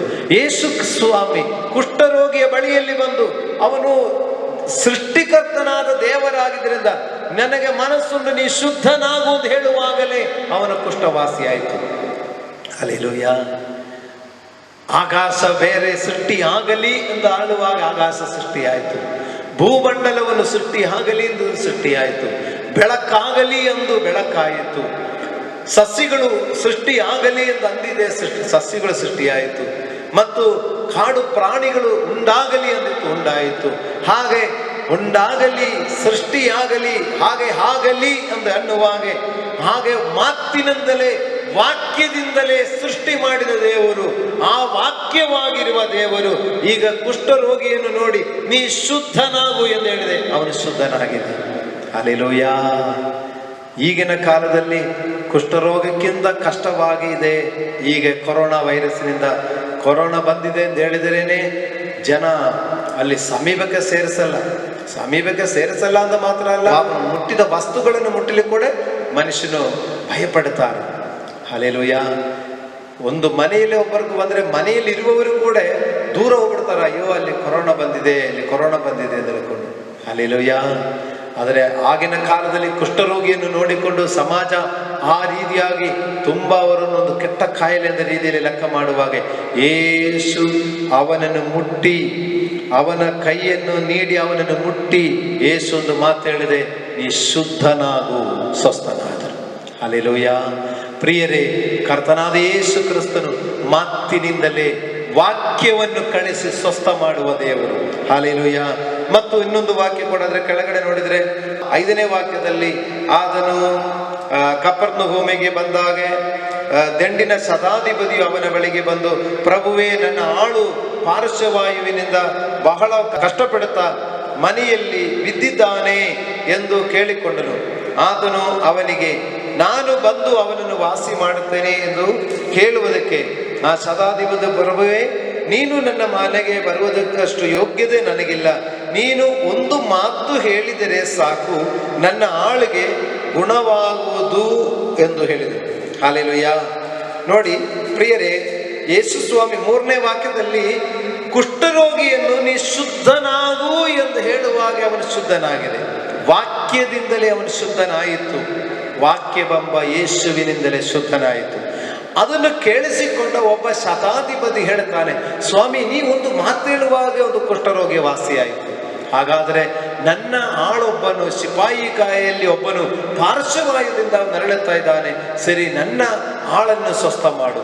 ಅವಾಗ ಸ್ವಾಮಿ ಹೇಳ್ತಾರೆ, ಸರಿ ಅವನು ಎಲ್ಲಿದ್ದಾನೆ, ನಿನ್ನ ಮನೆಗೆ ಬರ್ತೀನಿ ಅಂತ ಹೇಳುವಾಗ ಈ ಶತಾಧಿಪತಿ ಹೇಳ್ತಾನೆ, ಬೇಡ, ನೀ ಕುಷ್ಠರೋಗಿಗೆ ನೀ ಶುದ್ಧನಾಗು ಎಂದು ಹೇಳುವಾಗ ಅವನು ಶುದ್ಧನಾಯ್ತಲ್ಲ, ಅದೇ ತರ ನೀ ಇಲ್ಲಿದ್ದುಕೊಂಡು ನನ್ನ ಮನೆಯಲ್ಲಿರುವ ಆ ಸಿಪಾಯಿಗೆ ಅವನು ಸ್ವಸ್ಥನಾಗಲಿ ಎಂದು ನೀವು ಒಂದು ಮಾತು ಹೇಳಿದರೆ ಸಾಕು. ಹಲ್ಲೆಲೂಯಾ. ಅವನಿಗೊಂದು ನಂಬಿಕೆ. ಆವಾಗ ಯೇಸು ಸ್ವಾಮಿ ಹೇಳ್ತಾನೆ 10ನೇ ವಾಕ್ಯದಲ್ಲಿ, ನಾನು ಇಂಥ ದೊಡ್ಡ ನಂಬಿಕೆಯನ್ನು ಇಸ್ರಾಯೇಲ್ ಜನರಲ್ಲಿಯೂ ಕಾಣಲಿಲ್ಲವೆಂದು ನಿಮಗೆ ಸತ್ಯವಾಗಿ ಹೇಳುತ್ತೇನೆ. ಹಲ್ಲೆಲೂಯಾ. ಯಾಕಂದ್ರೆ ಯೇಸು ಸ್ವಾಮಿಗೆ ಆಶ್ಚರ್ಯವಾಯಿತು. ನೋಡಿ, ಇವನೊಬ್ಬ ಶತಾಧಿಪತಿ, ಒಂದು ಮಿಲಿಟರಿ ಕಮಾಂಡೆಂಟ್, ಇವನೊಂದು ದೊಡ್ಡ ಒಂದು ಅಧಿಕಾರಿ ಆಗಿದರೆ ಕೂಡ ನಾನೊಂದು ಮಾತು ಹೇಳಿದರೆ ಸ್ವಸ್ಥನಾಗುತ್ತೆ ಅಂತ ಇವನ್ ನಂಬಿಕೆ ಇಟ್ಟಿದೆಯಲ್ಲ ಎಂದು ಹೇಳಿಕೊಂಡು ಆಶ್ಚರ್ಯಪಟ್ಟು ಅವನಿಗೆ ಹೇಳ್ತಾನೆ, ಇಂಥ ದೊಡ್ಡ ನಂಬಿಕೆ ನಾನು ಯಾರಲ್ಲಿಯೂ ಕಾಣಲಿಲ್ಲ. ಆಮೇಲೆ ನೋಡಿ 13ನೇ ವಾಕ್ಯದಲ್ಲಿ ಯೇಸು ಸ್ವಾಮಿ ಬೆಳಗ್ಗೆ ಯೇಸು ಆ ಶತಾಧಿಪತಿಗೆ, ನೀನು ನಂಬಿದಂತೆಯೇ ನಿನಗೆ ಆಗಲಿ, ಹೋಗು ಎಂದು ಹೇಳಿದನು. ಅದೇ ಗಳಿಗೆಯಲ್ಲಿ ಅವನ ಆಳಿಗೆ ಗುಣವಾಯಿತು. Hallelujah, hallelujah. ಪ್ರಿಯರೇ, ಇವತ್ತಿನ ನಮ್ಮ ಧ್ಯಾನದ ವಿಷಯ, ಆತನು ದೂತನೋ ಎಂಬಂತೆ ತನ್ನ ವಾಕ್ಯವನ್ನು ಕಳಿಸಿ ಅವನನ್ನು ಗುಣಪಡಿಸಿದರು. ಪ್ರಿಯರೇ, ಇವತ್ತು ನಮ್ಮನ್ನು ವಾಕ್ಯವನ್ನು ಕಳಿಸಿ ಗುಣಪಡಿಸುವ ದೇವರು ಯೇಸು ಕ್ರಿಸ್ತನು. ವಾಕ್ಯದಿಂದಲೇ, ಯೇಸುವಿನ ಮಾತಿನಿಂದಲೇ ರೋಗಿಗಳು ಸ್ವಸ್ಥರಾಗುವುದು. ಹಲ್ಲೆಲೂಯ, ದೇವರ ನಾಮಕ್ಕೆ ಸ್ತೋತ್ರವಾಗಲಿ. ಹಾಗೆ ಅವನು ಶತಾಧಿಪತಿಗೆ ಹೇಳಿದೆ, ನೀ ನಂಬಿದಂತೆ ಆಗಲಿ, ನೀ ಇಲ್ಲಿದ್ದುಕೊಂಡು ನನ್ನ ಮಾತು ಹೇಳಿದರೆ ಮನೆಯಲ್ಲಿರುವ ನನ್ನ ಆಳಿಗೆ ಸುಖವಾಗುತ್ತೆ ಎಂದು ನಾನು ನಂಬುತ್ತೇನೆ ಎಂದು ಹೇಳುವಾಗ ಸ್ವಾಮಿ ಹೇಳುತ್ತಾರೆ, ನೀ ಹೇಳಿದಂತೆಯೇ ಆಗಲಿ. ಹಾಗೆ ಆ ಗಳಿಗೆಯಲ್ಲಿ ಅವನು ಶತಾಧಿಪತಿಯ ಮನೆಯಲ್ಲಿರುವ ಆಳಿಗೆ ಸ್ವಸ್ಥವಾಯಿತು. ಹಲ್ಲೆಲೂಯ. ಮತ್ತು ಪ್ರಿಯರೇ, 16ನೇ ವಾಕ್ಯ ನೋಡುವಾಗೆ, ಸಂಜೆಯಾಗಲು ದೆವ್ವ ಹಿಡಿದ ಬಹಳ ಜನರನ್ನು ಆತನ ಬಳಿಗೆ ಕರೆತಂದನು. ಆತನು ಮಾತು ಮಾತ್ರದಿಂದಲೇ ದೆವ್ವಗಳನ್ನೂ ಬಿಡಿಸಿದಲ್ಲದೆ ಮೈಯಲ್ಲಿ ನೆಟ್ಟಗಿಲ್ಲದವರನ್ನೆಲ್ಲ ವಾಸಿ ಮಾಡಿದನು. ಹಲ್ಲೆಲೂಯ. ನೋಡಿ, 16ನೇ ವಾಕ್ಯದಲ್ಲಿ ಕೂಡ ನೋಡುವಾಗ ಕರ್ತನಾದ ಯೇಸು ಕ್ರಿಸ್ತನು ಏನ್ ಮಾಡಿಕೊಂಡಿದ್ದಾನೆ, ಬಹಳ ಜನರನ್ನು ಆತನ ಬಳಿಗೆ ಕರೆತಂದರು. ನೋಡಿ, ಈಗ ಇಲ್ಲಿ ನೋಡಿದರೆ ಒಬ್ಬ ಕುಷ್ಠರೋಗಿಗೆ ಮಾತಿನಿಂದ ಸ್ವಸ್ಥದ ವಾಸಿಯಾಯಿತು. ಇಲ್ಲಿ ಶತಾಧಿಪತಿಯ ಆಳಿಗೆ ವಾಕ್ಯದಿಂದಲೇ ಸ್ವಸ್ಥ ಆಯಿತು. ಇದು ನೋಡಿಕೊಂಡು ಅನೇಕ ಜನರು ಸಂಜೆಯಾಗಲು ದೆವ್ವ ಹಿಡಿದ ಬಹಳ ಜನರನ್ನು ಯೇಸುವಿನ ಬಳಿಗೆ ಕರ್ಕೊಂಡು ಬಂದರು. ಹಲ್ಲೆಲೂಯ. ನೋಡಿ, ಒಬ್ಬೊಬ್ಬರು ಸುದ್ದಿಗಳು ಕೇಳ್ತಾ ಅನೇಕ ಜನರು ರೋಗಿಗಳನ್ನು ಮತ್ತು ದೆವ್ವ ಹಿಡಿದವರನ್ನು ಕೂಡ ಕರ್ಕೊಂಡು ಬಂದರು. ನೋಡಿ, ಅಲ್ಲಿ ಏನ್ ಮಾಡಿದಂದ್ರೆ ಸ್ವಾಮಿ, ಆತನು ಮಾತು ಮಾತ್ರದಿಂದಲೇ ದೆವ್ವಗಳನ್ನು ಬಿಡಿಸಿದೆ. ಹಲ್ಲೆಲೂಯ. ಬರೀ ಮಾತಿನಿಂದಲೇ ಏನ್ ಮಾಡಿದೆ ಯೇಸು ಸ್ವಾಮಿ ಗೊತ್ತಾ? ಯೇಸು ಸ್ವಾಮಿ ದೆವ್ವಕ್ಕೆ ಅಪ್ಪಣೆ ಕೊಡಿದರು. ಒಂದು ಮೂಗ ದೆವ್ವ ಹಿಡಿದ ಒಂದು ಬಾಲಕನನ್ನು ಕರೆದುಕೊಂಡು ಬರುವಾಗ ಯೇಸು ಸ್ವಾಮಿ, ಕಿವಿಡಾದ ಮೂಗ ದೆವ್ವವೇ ಬಿಟ್ಟು ಹೋಗು ಎಂದು ಹೇಳಿದೆ. ಒಂದು ಮಾತಿನಲ್ಲೇ ದೆವ್ವ ಬಿಟ್ಟು ಹೋಯಿತು. ಹಲ್ಲೆಲೂಯ. ಪ್ರಿಯ ದೇವರ ಮಕ್ಕಳೇ, ಆ ವಾಕ್ಯವನ್ನು ಕಳಿಸಿ ಗುಣಪಡಿಸುವ ಯೇಸುವೇ ವಾಕ್ಯವಾಗಿದ್ದಾರೆ. ಆದರೂ ವಾಕ್ಯವನ್ನು ಕಳಿಸಿ ಅವರನ್ನು ಸ್ವಸ್ಥ ಮಾಡುವನಾಗಿದ್ದಾರೆ. ಆದಿಯಲ್ಲಿ ಪ್ರಪಂಚ ಸೃಷ್ಟಿಯಲ್ಲಿ ಯೇಸು ಕ್ರಿಸ್ತನಿದ್ದರು. ಅವರು ವಾಕ್ಯದ ರೂಪದಲ್ಲಿದ್ದರು. ವಾಕ್ಯವಾಗಿದ್ದ ದೇವರು ಯೇಸು ಎಂಬ ರೂಪದಲ್ಲಿ 2000 ವರ್ಷಗಳ ಹಿಂದೆ ನರಾವತಾರ ಎತ್ತಿ ನಮ್ಮ ಮಧ್ಯದಲ್ಲಿ ವಾಸ ಮಾಡಿದರು. ಆ ಯೇಸು ಕ್ರಿಸ್ತನ ಮೇಲೆ ನಂಬಿಕೆ ಇಟ್ಟು, ನೋಡಿ, ಈಗ ಶತಾಧಿಪತಿ ನಂಬಿಕೆ ಇಟ್ಟು, ಸ್ವಾಮಿ ನೀವು ಒಂದು ಮಾತು ಹೇಳಿದರೆ ಸ್ವಸ್ಥವಾಗುತ್ತದೆ. ಈಗಲೂ ಕೂಡ ನನ್ನನ್ನು ಕೇಳುತ್ತಾ ಇರುವ ಪ್ರಿಯ ಸಹೋದರ, ಪ್ರಿಯ ಸಹೋದರಿಗಳೇ, ನೀವು ಕೂಡ ಕರ್ತನಾದ ಯೇಸು ಕ್ರಿಸ್ತನು ಸೃಷ್ಟಿಕರ್ತನಾದ ದೇವರಾಗಿದ್ದಾರೆ. ಆತನ ಮೂಲಕವಾಗಿಯೇ ಸಮಸ್ತ ಉಂಟಾಯಿತು. ಉಂಟಾಗಲಿ ಎಂದ ಮಾತಿನಿಂದಲೇ ಸಮಸ್ತ ಉಂಟಾಯಿತು. ಆ ಸೃಷ್ಟಿಕರ್ತನಾದ ದೇವರಲ್ಲಿ ಆತನ ಮೂಲಕವಾಗಿ ಸಮಸ್ತ ಉಂಟಾಯಿತು. ಉಂಟಾಗಿರುವ ವಸ್ತುಗಳಲ್ಲಿ ಆತನಿಲ್ಲದ ಒಂದಾದರೂ ಉಂಟಾಗಲಿಲ್ಲ. ಆತನ ಅಪ್ಪಣೆಯ ಮೇರೆಗೆ, ಆತನ ಮಾತಿನಿಂದಲೇ ರೋಗಿಗಳು ಕೂಡ ಸ್ವಸ್ಥವಾಯಿತು. ಆತನ ಮಾತಿನಿಂದಲೇ ದೆವ್ವಗಳು ಕೂಡ ಬಿಟ್ಟು ಹೋಯಿತು. ಹಾಗಾದರೆ ನನ್ನ ಜೀವನದಲ್ಲಿಯೂ ನಿಮ್ಮ ಜೀವನದಲ್ಲಿಯೂ ಈ ಯೇಸು ಕ್ರಿಸ್ತನನ್ನು ನಂಬುವಾಗ, ಆ ಯೇಸು ಕ್ರಿಸ್ತನಿಂದ, ಆ ದೇವರಿಂದ ಒಂದು ಅಪ್ಪಣೆ ನಮಗೆ ಸಿಕ್ಕುವಾಗ, ಆ ದೇವರಿಂದ ಒಂದು ಮಾತು ನಮಗೆ ಸಿಕ್ಕುವಾಗ, ಮಾತಿನಿಂದಲೇ ನಾವು ಸ್ವಸ್ಥತೆಯನ್ನು ಹೊಂದಿಕೊಳ್ಳಬಹುದು. ಹಲ್ಲೆಲೂಯಾ. ಪ್ರಿಯರೇ, ಮತ್ತು ಇನ್ನೊಂದು ವಾಕ್ಯ ಕೂಡ ಓದಿಕೊಳ್ಳೋಣ. ನಾವು ಲೂಕನ ಸುವಾರ್ತೆ 8ನೇ ಅಧ್ಯಾಯ ಅದರಲ್ಲಿ 49ನೇ ವಾಕ್ಯನ ನೋಡುವಾಗ, ಆತನು ಇನ್ನು ಮಾತಾಡುತ್ತಿರುವಲ್ಲಿ ಸಭಾಮಂದಿರದ ಅಧಿಕಾರಿಯ ಕಡೆಯವನೊಬ್ಬನು ಬಂದು, ನಿನ್ನ ಮಗಳು ಸತ್ತಳು, ಗುರುವಿಗೆ ತೊಂದರೆ ಕೊಡಬೇಡ ಅಂದನು. ಆದರೆ ಯೇಸು ಅದನ್ನು ಕೇಳಿ ಅವನಿಗೆ, ಅಂಜಬೇಡ, ನಂಬಿಕೆ ಮಾತ್ರ ಇರಲಿ, ಆಕೆ ಬದುಕುವಳು ಎಂದು ಉತ್ತರ ಕೊಟ್ಟನು. Praise the lord. ಹಲ್ಲೆಲೂಯಾ. ನಾವೀಗ 2 ವಿಷಯ ತಿಳ್ಕೊಂಡೆ. ಯೇಸು ವಾಕ್ಯವನ್ನು ಕಳುಹಿಸಿ ಸ್ವಸ್ಥಪಡಿಸುವ ದೇವರು, ಗುಣಪಡಿಸುವ ದೇವರು. ಅವನು ಕುಷ್ಠರೋಗಿಯನ್ನು ವಾಸಿ ಮಾಡಿದೆ, ಪಾರ್ಶ್ವವಾಯು ರೋಗಿಯನ್ನು ವಾಸಿ ಮಾಡಿದೆ, ಮತ್ತು ದೆವ್ವ ಹಿಡಿದವರನ್ನು ಕೂಡ ವಾಸಿ ಮಾಡಿದೆ. ಇಲ್ಲಿ ನಾವು ಓದಿದ ಭಾಗದಲ್ಲಿ ಸಭಾಮಂದಿರದ ಅಧಿಕಾರಿಯ ಒಬ್ಬ ಮಗಳು ಸತ್ತು ಹೋದಳು. ಆ ಮಗಳು ಸತ್ತು ಹೋಗಿರುವಾಗ ಈ ಸಭಾಮಂದಿರದ ಅಧಿಕಾರಿ ಯೇಸುವನ್ನು ಹುಡುಕಿ ಬರ್ತಾ ಇದ್ದರು. ಅವರು ಹುಷಾರಿಲ್ಲದಿರುವಾಗಲೇ, ಸಾಯುವ ಕಾಯಿಲೆಯಲ್ಲಿ ಇರುವಾಗಲೇ ಯೇಸುವನ್ನು ಹುಡುಕಿ ಬರ್ತಾ ಇದ್ದರು. ಆದರೆ ಯೇಸುವನ್ನು ಹುಡುಕಿ ಯೇಸುವಿನ ಮನೆಗೆ ಕರ್ಕೊಂಡು ಬರ್ತಾ ಇರುವ ದಾರಿಯಲ್ಲೇ ಆ ಅಧಿಕಾರಿಯ ಒಂದು ಆಳುಗಳು ಅಲ್ಲಿ ಒಬ್ಬನು ಬಂದು ಹೇಳ್ತಾನೆ, ನೋಡಿ ಯಜಮಾನ್ರೇ, ನಿಮ್ಮ ಮಗಳು ತೀರೋದ್ರು, ಇನ್ನು ಗುರುವನ್ನು ತೊಂದರೆ ಕೊಡಬೇಡ, ನಮ್ಮ ಮಗ ಸತ್ತೋಯ್ತು, ಇನ್ನು ಅವ್ರನ್ನ ಕರ್ಕೊಂಡು ಬಂದು ಏನ್ ಮಾಡ್ಲಿಕ್ಕೆ ಹೋಗ್ತೀರ? ಆವಾಗ ಯೇಸು ಸ್ವಾಮಿ ಮನುಷ್ಯನಿಗೆ ಹೇಳ್ತಾ ಇದ್ದಾರೆ, ಸಭಾಮಂದಿರದ ಅಧಿಕಾರಿಗೆ ಹೇಳ್ತಾರೆ, ಅಂಜಬೇಡ, ನಂಬಿಕೆ ಮಾತ್ರ ಇಡು ಎಂದು ಹೇಳ್ತಾರೆ. ಹಲ್ಲೆಲೂಯ. ಆ ಮಗುವಿನ ತಂದೆಗೆ ಧೈರ್ಯ ಕೊಟ್ಟು ಮನೆಗೆ ಹೋದ ಮೇಲೆ ಅಲ್ಲಿ ಓಡಾಡುತ್ತಾ ಇರುವಂತ, ಅಳುತ್ತಾ ಇರುವಂತ ಜನರೆಲ್ಲರನ್ನು ಹೊರಗಡೆ ಕಳುಹಿಸಿಬಿಟ್ಟು ಆ ಯೇಸು ಸ್ವಾಮಿ ಮಗುವಿನ ಮಲಗಿಸಿರುವಂತ ಆ ರೂಮ್ ಒಳಗಡೆ ಹೋಗಿ, ಆದರೆ ಆತನು ಆಕೆಯ ಕೈ ಹಿಡಿದು ಅಮ್ಮಣ್ಣಿ ಏಳು ಎಂದು ಕೂಗಿದನು. ಆಕೆಯು ಪ್ರಾಣ ತಿರುಗಿ ಬಂದು ತಕ್ಷಣವೇ ಆಕೆ ಎದ್ದಳು. ಹಲ್ಲೆಲೂಯಾ. ಪ್ರಿಯರೇ, ಅಮ್ಮಣ್ಣಿ ಏಳು ಎಂದ ಕೂಡಲೇ ಆಕೆ ಕಣ್ಣನ್ನು ಬಿಟ್ಟು ಆಕೆ ಏನ್ ಮಾಡಿದ್ರು? ಕೂಡಲೇ ಆಕೆ ಪ್ರಾಣ ತಿರುಗಿ ಬಂದು ತಕ್ಷಣವೇ ಆಕೆ ಎದ್ದಳು. ಹಲ್ಲೆಲೂಯಾ. ಪ್ರಿಯರೇ, ಆತನು ದೂತನೋ ಎಂಬಂತೆ ತನ್ನ ವಾಕ್ಯವನ್ನು ಕಳಿಸಿ ಗುಣಪಡಿಸುವರು, ಸಮಾಧಿ ಸೇರದಂತೆ ತಪ್ಪಿಸುವವನು. ಹಲ್ಲೆಲೂಯಾ. ಇವತ್ತು ಈ ವಾಕ್ಯ ಕೇಳುವಾಗ ಕೊರೋನಾ ವೈರಸ್ನಿಂದ ಭಯಪಟ್ಟುಕೊಂಡಿರುವವರೇ, ನೀವು ಈ ಕಾಯಿಲೆ ಬಗ್ಗೆ ಭಯಪಡುವಾಗ, ಮರಣದ ಬಗ್ಗೆ ಭಯಪಡುವಾಗ, ಪವಿತ್ರ ಗ್ರಂಥದಲ್ಲಿ, ಸತ್ಯವೇದದಲ್ಲಿ, ದೇವರ ವಾಕ್ಯದಲ್ಲಿ ಹೇಳ್ತಾ ಇದ್ದಾರೆ, ಆ ವಾಕ್ಯವಾಗಿರುವ ದೇವರಾಗಿರುವ ಯೇಸು ಕ್ರಿಸ್ತನು, ಆದಿಯಲ್ಲಿ ಸೃಷ್ಟಿ ಕರ್ತವ್ಯದಲ್ಲಿ ಜೊತೆಯಲ್ಲಿದ್ದ ಕರ್ತನಾದ ಯೇಸು ಕ್ರಿಸ್ತನು ತನ್ನ ವಾಕ್ಯವನ್ನು ಕಳುಹಿಸಿ ಅವರನ್ನು ಸ್ವಸ್ಥ ಮಾಡುವನಾಗಿದ್ದಾನೆ. ಅವನು ದೆವ್ವಗಳನ್ನು ಕೂಡ ತನ್ನ ಮಾತಿನಿಂದಲೇ ದೆವ್ವಗಳನ್ನು ಬಿಡಿಸಿದ್ದಾನೆ. ಅದನ್ನು ಮಾತಿನಿಂದಲೇ ಸತ್ತು ಹೋಗಿದ ಹುಡುಗಿಯನ್ನು ಅಮ್ಮಣ್ಣಿ ಏಳು ಎಂದು ಹೇಳುವಾಗ ಆ ಯೇಸು ಕ್ರಿಸ್ತನ ವಾಕ್ಯದಿಂದಲೇ ಆ ಮಗಳು, ಸತ್ತೋಗಿದ ಮಗಳು ಎದ್ದು ಕೂತುಕೊಂಡಿದ್ದಳು. ಹಲ್ಲೆಲೂಯಾ. ಪ್ರಿಯರೇ, ದೇವರ ಪರಿಶುದ್ಧ ನಾಮಕ್ಕೆ ಸ್ತೋತ್ರವಾಗಲಿ. ನಾವು ಈ ವಾಕ್ಯಗಳು ಈ ರೀತಿಯಾಗಿ ಧ್ಯಾನಿಸುವಾಗ ಕರ್ತನಾದ ಯೇಸು ಕ್ರಿಸ್ತನ ಮೇಲೆ ನಂಬಿಕೆ ಇಡು. ನೋಡಿ, ಆ ಶತಾಧಿಪತಿ ಹೇಳ್ತಾರೆ, ಅಂಜಬೇಡ, ನಂಬಿಕೆ ಮಾತ್ರ ಇಡು. ಈಗಿನ ದಿನಗಳಲ್ಲಿ, ಈ ಭಯದ ದಿನಗಳಲ್ಲಿ ಹೇಳ್ತಾ ಇದ್ದಾರೆ, ಅಂಜಬೇಡ, ಧೈರ್ಯದಿಂದಿರು, ಭಯಪಡಬೇಡ, ಧೈರ್ಯವಾಗಿರು. ಕರ್ತನಾದ ಯೇಸು ಕ್ರಿಸ್ತನ ಕಡೆಯಿಂದ ಒಂದು ವಾಕ್ಯ ಬಂದಿದರೆ ಸಾಕು, ದೇವರ ಕಡೆಯಿಂದ ಒಂದು ಮಾತು ಬಂದಿದರೆ ಸಾಕು, ನಾವು ಬಿಡುಗಡೆ ಆಗುತ್ತದೆ. ಆದರೆ ವಾಕ್ಯ ನಮ್ಮ ಮೇಲೆ ಬರಬೇಕು, ವಾಕ್ಯ ನಮ್ಮಲ್ಲಿ ಬರಬೇಕು. ಆ ವಾಕ್ಯ ನಮ್ಮಲ್ಲಿ ಬರುವಾಗ ನಾವು ಬಿಡುಗಡೆ ಹೊಂದಿಕೊಳ್ಳುತ್ತದೆ. ಪ್ರಿಯರೇ, ಹಲ್ಲೆಲೂಯಾ.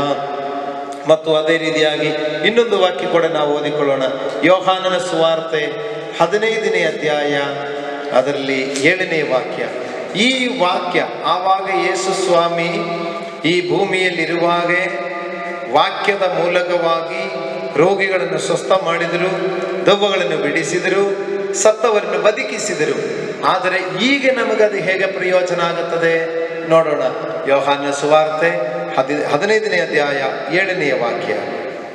ನೀವು ನನ್ನಲ್ಲಿಯೂ ನನ್ನ ವಾಕ್ಯಗಳು ನಿಮ್ಮಲ್ಲಿಯೂ ನೆಲೆಗೊಂಡಿದ್ದರೆ ಏನು ಬೇಕಾದರೂ ಬೇಡಿಕೊಳ್ಳಿರಿ, ಅದು ನಿಮಗೆ ದೊರೆಯುವುದು. Praise the lord. ಕರ್ತನಾದ ಯೇಸು ಸ್ವಾಮಿ ವಾಕ್ಯವಾಗಿರುವ ದೇವರು, ಸೃಷ್ಟಿಕರ್ತನಾಗಿರುವ ದೇವರು, ನರಾವತಾರವೆತ್ತಿ ಬಂದಿರುವ ದೇವರು. ಆ ಯೇಸು ಕ್ರಿಸ್ತನು ಈಗ ಶಿಷ್ಯರಿಗೆ ಹೇಳುತ್ತಾರೆ, ನೀವು ನನ್ನಲ್ಲಿಯೂ ನನ್ನ ವಾಕ್ಯವು ನಿಮ್ಮಲ್ಲಿಯೂ ನೆಲೆಗೊಂಡಿದ್ದರೆ ಏನು ಬೇಕಾದರೂ ಬೇಡಿಕೊಳ್ಳಿರಿ, ಅದು ನಿಮಗೆ ದೊರೆಯುವುದು. ಹಲ್ಲೆಲೂಯಾ. ನೋಡಿ, ನೀವು ನನ್ನಲ್ಲಿಯೂ ಅಂತ ಹೇಳಿದರೆ ಯೇಸು ಕ್ರಿಸ್ತನಲ್ಲಿ ಒಂದು ನಂಬಿಕೆ. ಶತಾಧಿಪತಿಗೆ ಹೇಳುತ್ತಾ ಇದ್ದಾರೆ, ಅಂಜಬೇಡ, ನಂಬಿಕೆ ಮಾತ್ರ ಇಡು. ಸಭಾಮಂದಿರದ ಅಧಿಕಾರಿಗೆ ಹೇಳುತ್ತಾ ಇದ್ದಾರೆ, ಅಂಜಬೇಡ, ನಂಬಿಕೆ ಮಾತ್ರ ಇಡು. ನೋಡಿ, ಇಲ್ಲಿ ಯೇಸು ಸ್ವಾಮಿ ಶಿಷ್ಯರುಗಳಿಗೆ ಹೇಳಿಕೊಡ್ತಾ ಇದ್ದಾರೆ, ನೀವು ನನ್ನಲ್ಲಿಯೂ ನಂಬಿಕೆ ಇಡು, ನೀವು ನನ್ನಲ್ಲಿಯೂ ಮತ್ತೆ ನನ್ನ ವಾಕ್ಯಗಳು ನಿಮ್ಮಲ್ಲಿಯೂ ನೆಲೆಗೊಂಡಿದರೆ ನೀವೇನು ಬೇಕಾದರೂ ಬೇಡಿರಿ ದೊರೆಯುವುದು. ಪ್ರಿಯರೇ, ಈಗಿನ ಕಾಲಗಳಲ್ಲಿ ಕರ್ತನಾದ ಯೇಸು ಕ್ರಿಸ್ತನನ್ನು ನಾವು ನರ ರೂಪದಲ್ಲಿ ಅಥವಾ ಒಂದು ಮನುಷ್ಯನ ರೂಪದಲ್ಲಿ, ಒಂದು ಮನುಷ್ಯ ದೇಹದಲ್ಲಿ ನಾವು ಕಾಣಿಸ್ತಾ ಇಲ್ಲ. ಎಲ್ಲಿ ನಿಮ್ಮ ದೇವರು ಎಂದು ಕೇಳುವಾಗ, ನೋಡ್ರಿ ನಮ್ಮ ದೇವರು ಇಲ್ಲಿದ್ದಾರೆ ಅಂತ ಹೇಳಿಕೊಂಡು ತೋರಿಸಿಕೊಳ್ಳಿಕ್ಕೆ ದೇವರಿಲ್ಲ. ಹಲ್ಲೆಲೂಯಾ. ಆದರೆ ಹೀಗೆ ದೇವರು ನಮ್ಮ ಮಧ್ಯದಲ್ಲಿ ಇದ್ದಾರೆ. ಹೇಗಿದ್ದಾರೆ? ವಾಕ್ಯದ ರೂಪದಲ್ಲಿ ನಮ್ಮ ಮಧ್ಯದಲ್ಲಿದ್ದಾರೆ. Hallelujah, hallelujah.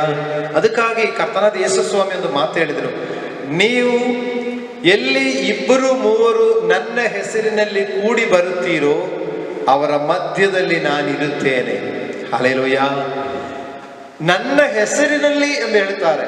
ಯೇಸು ಕ್ರಿಸ್ತನ ಹೆಸರಿನಲ್ಲಿ ಎಲ್ಲಿ 2-3 ಕೂಡಿ ಬರುವಾಗ, 2-3 ಕೂಡಿ ಬರುವಾಗ ಯೇಸು ಕ್ರಿಸ್ತನ ಬಗ್ಗೆ ಮಾತನಾಡುವಾಗ ಅಲ್ಲಿ ವಾಕ್ಯದ ರೂಪದಲ್ಲಿ ಕರ್ತನವರ ಮಧ್ಯದಲ್ಲಿ ಇದ್ದಾರೆ. ಹಲ್ಲೆಲೂಯಾ.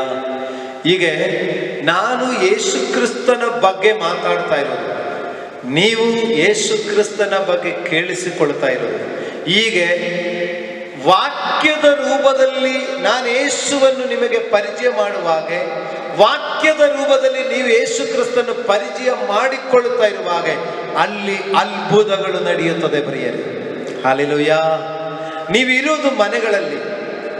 ನಾನು ಈಗ ಯೂಟ್ಯೂಬ್ ಮುಖಾಂತರವಾಗಿ ನಿಮ್ಮೊಂದಿಗೆ ಮಾತನಾಡ್ತಾ ಇರೋದು. ನಿಮ್ಮ ಮೊಬೈಲಲ್ಲಿ ಸೆಟ್ಟಲ್ಲಿ ಇರ್ಬೋದು, ಇಲ್ಲ ನಿಮ್ಮ ಟಿವಿಯಲ್ಲಿ ಆಗಿರ್ಬೋದು, ಇಲ್ಲ ಲ್ಯಾಪ್ಟಾಪಲ್ಲಿ ಆಗಿರ್ಬೋದು. ನನ್ನ ಸ್ವರ ನೀವು ಕೇಳಿಸ್ತಾ ಇದೆ. ಆದರೆ ಪ್ರಿಯರೇ, ಈಗ ನನ್ನ ಸ್ವರದಲ್ಲಿ ನಾನು ಮಾತಾಡ್ತಾ ಇರುವುದು ಯೇಸುವಿನ ವಾಕ್ಯವಾಗಿರುವ ದೇವರ ಬಗ್ಗೆ ನಾನು ಮಾತಾಡ್ತಾ ಇರುವಾಗ, ನೀವು ವಾಕ್ಯವಾಗಿರುವ ದೇವರ ಬಗ್ಗೆ ನೀವು ಕೇಳಿಕೊಳ್ಳುವಾಗ, ನೀವು ನಂಬುವವರಾಗಿದ್ದರೆ ನಿಮ್ಮ ನಂಬಿಕೆಯ ಫಲವನ್ನು ನೀವು ಈಗಲೇ ಅನುಭವಿಸ್ತೀರಿ. Hallelujah, hallelujah. ದೇವರ ಪರಿಶುದ್ಧ ನಾಮಕ್ಕೆ ಸ್ತೋತ್ರವಾಗಲಿ. ಪ್ರಿಯರೇ, ನೀವು ನನ್ನಲ್ಲಿಯೂ ಅಂತ ಹೇಳಿದೆ. ಹೀಗೆ ಸುಮ್ಮನೆ ಹೋಗಿ ನೀವು ನೋಡಿ ಇಷ್ಟೆಲ್ಲ ನೀವು ಮಾತಾಡ್ತೀರಲ್ಲ, ಹಾಗಾದರೆ ನೋಡ್ರಿ ಏನ್ ಬೇಕಾದ್ರೂ ಕೇಳಿರಿ ದೊರೆಯುತ್ತೆ ಅಂತ ಹೇಳಿದಿರಲ್ಲ, ಹಾಗಾದ್ರೆ ನನಗಿದು ಆಗಬೇಕು, ಆಗಲಿ ನೀವು ಆಗೋತ್ರ ಮಾಡ್ರಿ ಅಂತ ಹೇಳಿಬಿಟ್ಟು ಯಾರಾದರೂ ಸವಾಲು ಹಾಕಿದರೆ ಇದು ಸವಾಲಿಂದ ನಡೆಯುವ ಕೆಲಸ ಇಲ್ಲ. ಏನಾಗಬೇಕು? ನೀವು ಯೇಸು ಕ್ರಿಸ್ತನಲ್ಲಿ ನೆಲೆಗೊಂಡಿರಬೇಕು. ಯೇಸು ಕ್ರಿಸ್ತನಲ್ಲಿ ನೆಲೆಗೊಂಡಿರಬೇಕು ಅಂತ ಹೇಳಿದರೆ ಅರ್ಥ, ಕರ್ತನಾದ ಯೇಸು ಕ್ರಿಸ್ತನು ಆದಿಯಲ್ಲಿ ಸೃಷ್ಟಿಕರ್ತನಾಗಿರುವಾಗಲೇ ವಾಕ್ಯದ ರೂಪದಲ್ಲಿ ಉಂಟಾಗಲಿ ಎಂದು ಅಂದಿರುವ ಆ ವಾಕ್ಯವಾಗಿದ್ದ ಕ್ರಿಸ್ತನೇ ಹೀಗೆ ಬತ್ಲೆಹೇಮಿನ ಗೋದಲಿಯಲ್ಲಿ ಒಂದು ಮಗುವಾಗಿ ಹುಟ್ಟಿ ಬೆಳೆದು 33 ವರ್ಷ ಯೆರೂಸಲೇಮಿನ ಪ್ರಾಂತ್ಯಗಳಲ್ಲಿ ಗಲೀಲಾ, ದೆಕಪೊಲಿ ಮತ್ತು ಸೋರ್ ಸೀದೋನ್ ಪಟ್ಟಣಗಳಲ್ಲೆಲ್ಲ ಸಂಚಾರ ಮಾಡಿ ಜನರ ಮಧ್ಯದಲ್ಲಿ ಉಪಕಾರಗಳು ಮಾಡಿ, ಮಾತಿನಿಂದಲೇ ಅದ್ಭುತಗಳನ್ನು ಮಾಡಿ, ಮಾತಿನಿಂದಲೇ ಮಹತ್ ಕಾರ್ಯಗಳು ಮಾಡಿ, ಮತ್ತು ಲೋಕದ ಸಮಸ್ತ ಜನರ ಪಾಪಗಳ ಪರಿಹಾರಕ್ಕಾಗಿ ಕಲ್ವಾರಿ ಶಿಲುಬೆಯಲ್ಲಿ ಪ್ರಾಣ ಕೊಟ್ಟು ಸತ್ತು ಹೂಣಲ್ಪಟ್ಟು 3ನೇ ದಿವಸ ಜೀವಂತವಾಗಿ ಎದ್ದು ಬಂದವರು 40ನೇ ದಿವಸ ತಾನು ಹೊರಟು ಬಂದ ಅದೇ ಪರಲೋಕಕ್ಕೆ ಏರಿ ಹೋಗಿದ್ದಾರೆ ಎಂಬುದನ್ನು ನೀವು ನಂಬುವುದಾಗಿದ್ದರೆ ನೀವು ಏನ್ ಬೇಕಾದರೂ ಬೇಡಿರಿ ದೊರೆಯುತ್ತದೆ. ಹಲ್ಲೆಲೂಯಾ. ಈ ನಂಬಿಕೆಯಲ್ಲಿರುವಾಗ ನಾವು ಕ್ರಿಸ್ತನಲ್ಲಿ ನೆಲೆಗೊಂಡಿದ್ದವರಾಗಿದ್ದಾರೆ. ಹಲ್ಲೆಲೂಯಾ. ನೋಡಿ, ಚರ್ಚಕ್ಕೆ ಹೋಗಿದರೆ ಎಲ್ಲ ಒಳ್ಳೇದಾಗಿತ್ತೆ ಅಂದಲ್ಲ, ಯೇಸು ಕ್ರಿಸ್ತನು ನಂಬಿದ್ರಿಂದಲೇ ಎಲ್ಲ ಒಳ್ಳೇದಾಗತ್ತದಲ್ಲ. ಯೇಸು ಕ್ರಿಸ್ತನು ಹೇಳಿರುವಂತ ವಾಕ್ಯಗಳು ನಮ್ಮಲ್ಲಿ ನೆಲೆಗೊಂಡಿರಬೇಕು. ಹಲ್ಲೆಲೂಯಾ. ಆವಾಗಲೇ ಏನು ಬೇಕಾದರೂ ಬೇಡಿಕೊಳ್ಳಿರಿ ದೊರೆಯುವುದು ಅಂತ ಹೇಳಿರೋದು. ಯೇಸು ಕ್ರಿಸ್ತನು ಹೇಳಿದ ವಾಕ್ಯವನ್ನು ಕಳಿಸಿ ಯೇಸು ಕ್ರಿಸ್ತನು ಅನೇಕರನ್ನು ಸ್ವಸ್ಥ ಮಾಡಿದ್ದಾರೆ. ವಾಕ್ಯವನ್ನು ಕಳಿಸಿ ದೆವ್ವಗಳನ್ನು ಬಿಡಿಸಿದ್ದಾರೆ. ವಾಕ್ಯವನ್ನು ಕಳಿಸಿ ಸತ್ತವರನ್ನು ಬದುಕಿಸಿದ್ದಾರೆ. ಆದರೆ ಈ ವಾಕ್ಯಗಳೆಲ್ಲ ಹೇಳುವಾಗಲೂ ಕರ್ತನು ಅವರಿಗೆ ಸ್ಪಷ್ಟವಾಗಿ ಈ ಶಿಷ್ಯರುಗಳ ಇನ್ನೊಂದು ವಿಷಯ ಹೇಳಿದೇನೆಂದರೆ, ದೇವರ ರಾಜ್ಯ ಸಮೀಪಕ್ಕೆ ಬಂದಿದೆ ಎಂಬುದನ್ನು ಹೇಳ್ತಾ ಇದ್ರು. ಆ ದೇವರ ರಾಜ್ಯ ಈ ಭೂಮಿಯಲ್ಲಿರುವಂಥ ಜೀವನವನ್ನು ಮುಗಿದ ಮೇಲೆ ಮತ್ತೆ ಒಂದು ನಿತ್ಯ ಜೀವ ಅಥವಾ ಸ್ವರ್ಗ ರಾಜ್ಯ ಇದೆ ಎಂಬುದನ್ನು ಅವರಿಗೆ ಹೇಳಿಕೊಡ್ತಾ ಇದ್ರು. ಹಲ್ಲೆಲೂಯಾ. ಯೇಸು ಸ್ವಾಮಿ ಯೋಹಾನನ ಸುವಾರ್ತೆ 14ನೇ ಅಧ್ಯಾಯದಲ್ಲಿ 1, 2, 3 ವಾಕ್ಯಗಳು ನೋಡುವಾಗ ಸ್ಪಷ್ಟವಾಗಿ ಸ್ವಾಮಿ ಹೇಳಿದೆ, ನೋಡಿ, ನಾನು ನಿಮಗೆ ಸ್ಥಳವನ್ನು ಸಿದ್ಧಪಡಿಸಲಿಕ್ಕೆ ಹೋಗುತ್ತಾ ಇದ್ದೇನೆ. ನಾನೀಗ ವಾಕ್ಯವಾಗಿರುವ ದೇವರಾಗಿರುವ ನಾನು ನರಾವತಾರದ ಎತ್ತಿ ನಿಮ್ಮ ಬಳಿಯಲ್ಲಿ ಬಂದಿದೆ. ಆದರೆ ಮತ್ತೆ ನಾನು ಎಲ್ಲಿಂದ ನಾನು ಬಂದಿದೆಯೋ ಅದೇ ಪರಲೋಕಕ್ಕೆ ಏರಿ ಹೋಗುತ್ತೇನೆ. ಅಲ್ಲಿ ನಾನು ಏರಿ ಹೋಗುವ ಉದ್ದೇಶ ನಿಮಗೆ ಸ್ಥಳವನ್ನು ಸಿದ್ಧಪಡಿಸಲಿಕ್ಕೆ. ಯಾಕಂದರೆ ನಾನಿರುವ ಸ್ಥಳದಲ್ಲಿ ನೀವು ಸಹ ಇರಬೇಕು ಎಂಬುದನ್ನು ಯೇಸು ಸ್ವಾಮಿ ಹೇಳ್ತಾ ಇದ್ದಾರೆ. ಪ್ರಿಯರೇ, ಈಗ ಕರ್ತನಾದ ಯೇಸು ಕ್ರಿಸ್ತನು ಈ ಭೂಮಿಗೆ ನರಾವತಾರ ಎತ್ತಿ ಬಂದು ತನ್ನ ಸೃಷ್ಟಿಯಾಗಿರುವ ಮನುಷ್ಯರನ್ನು ತನ್ನ ಕಡೆಗೆ ಆಕರ್ಷಣೆ ಮಾಡಿ ಅವರನ್ನು ಈ ಭೂಮಿಯಲ್ಲಿರುವ ಆಯುಸ್ಸು ಮುಗಿದು ಅವರ ಆತ್ಮವನ್ನು ತನ್ನ ಜೊತೆಯಲ್ಲಿ ಸ್ವರ್ಗ ರಾಜ್ಯದಲ್ಲಿ ಇರಿಸಬೇಕೆಂಬುದನ್ನು ಇಷ್ಟಪಡುತ್ತಾರೆ.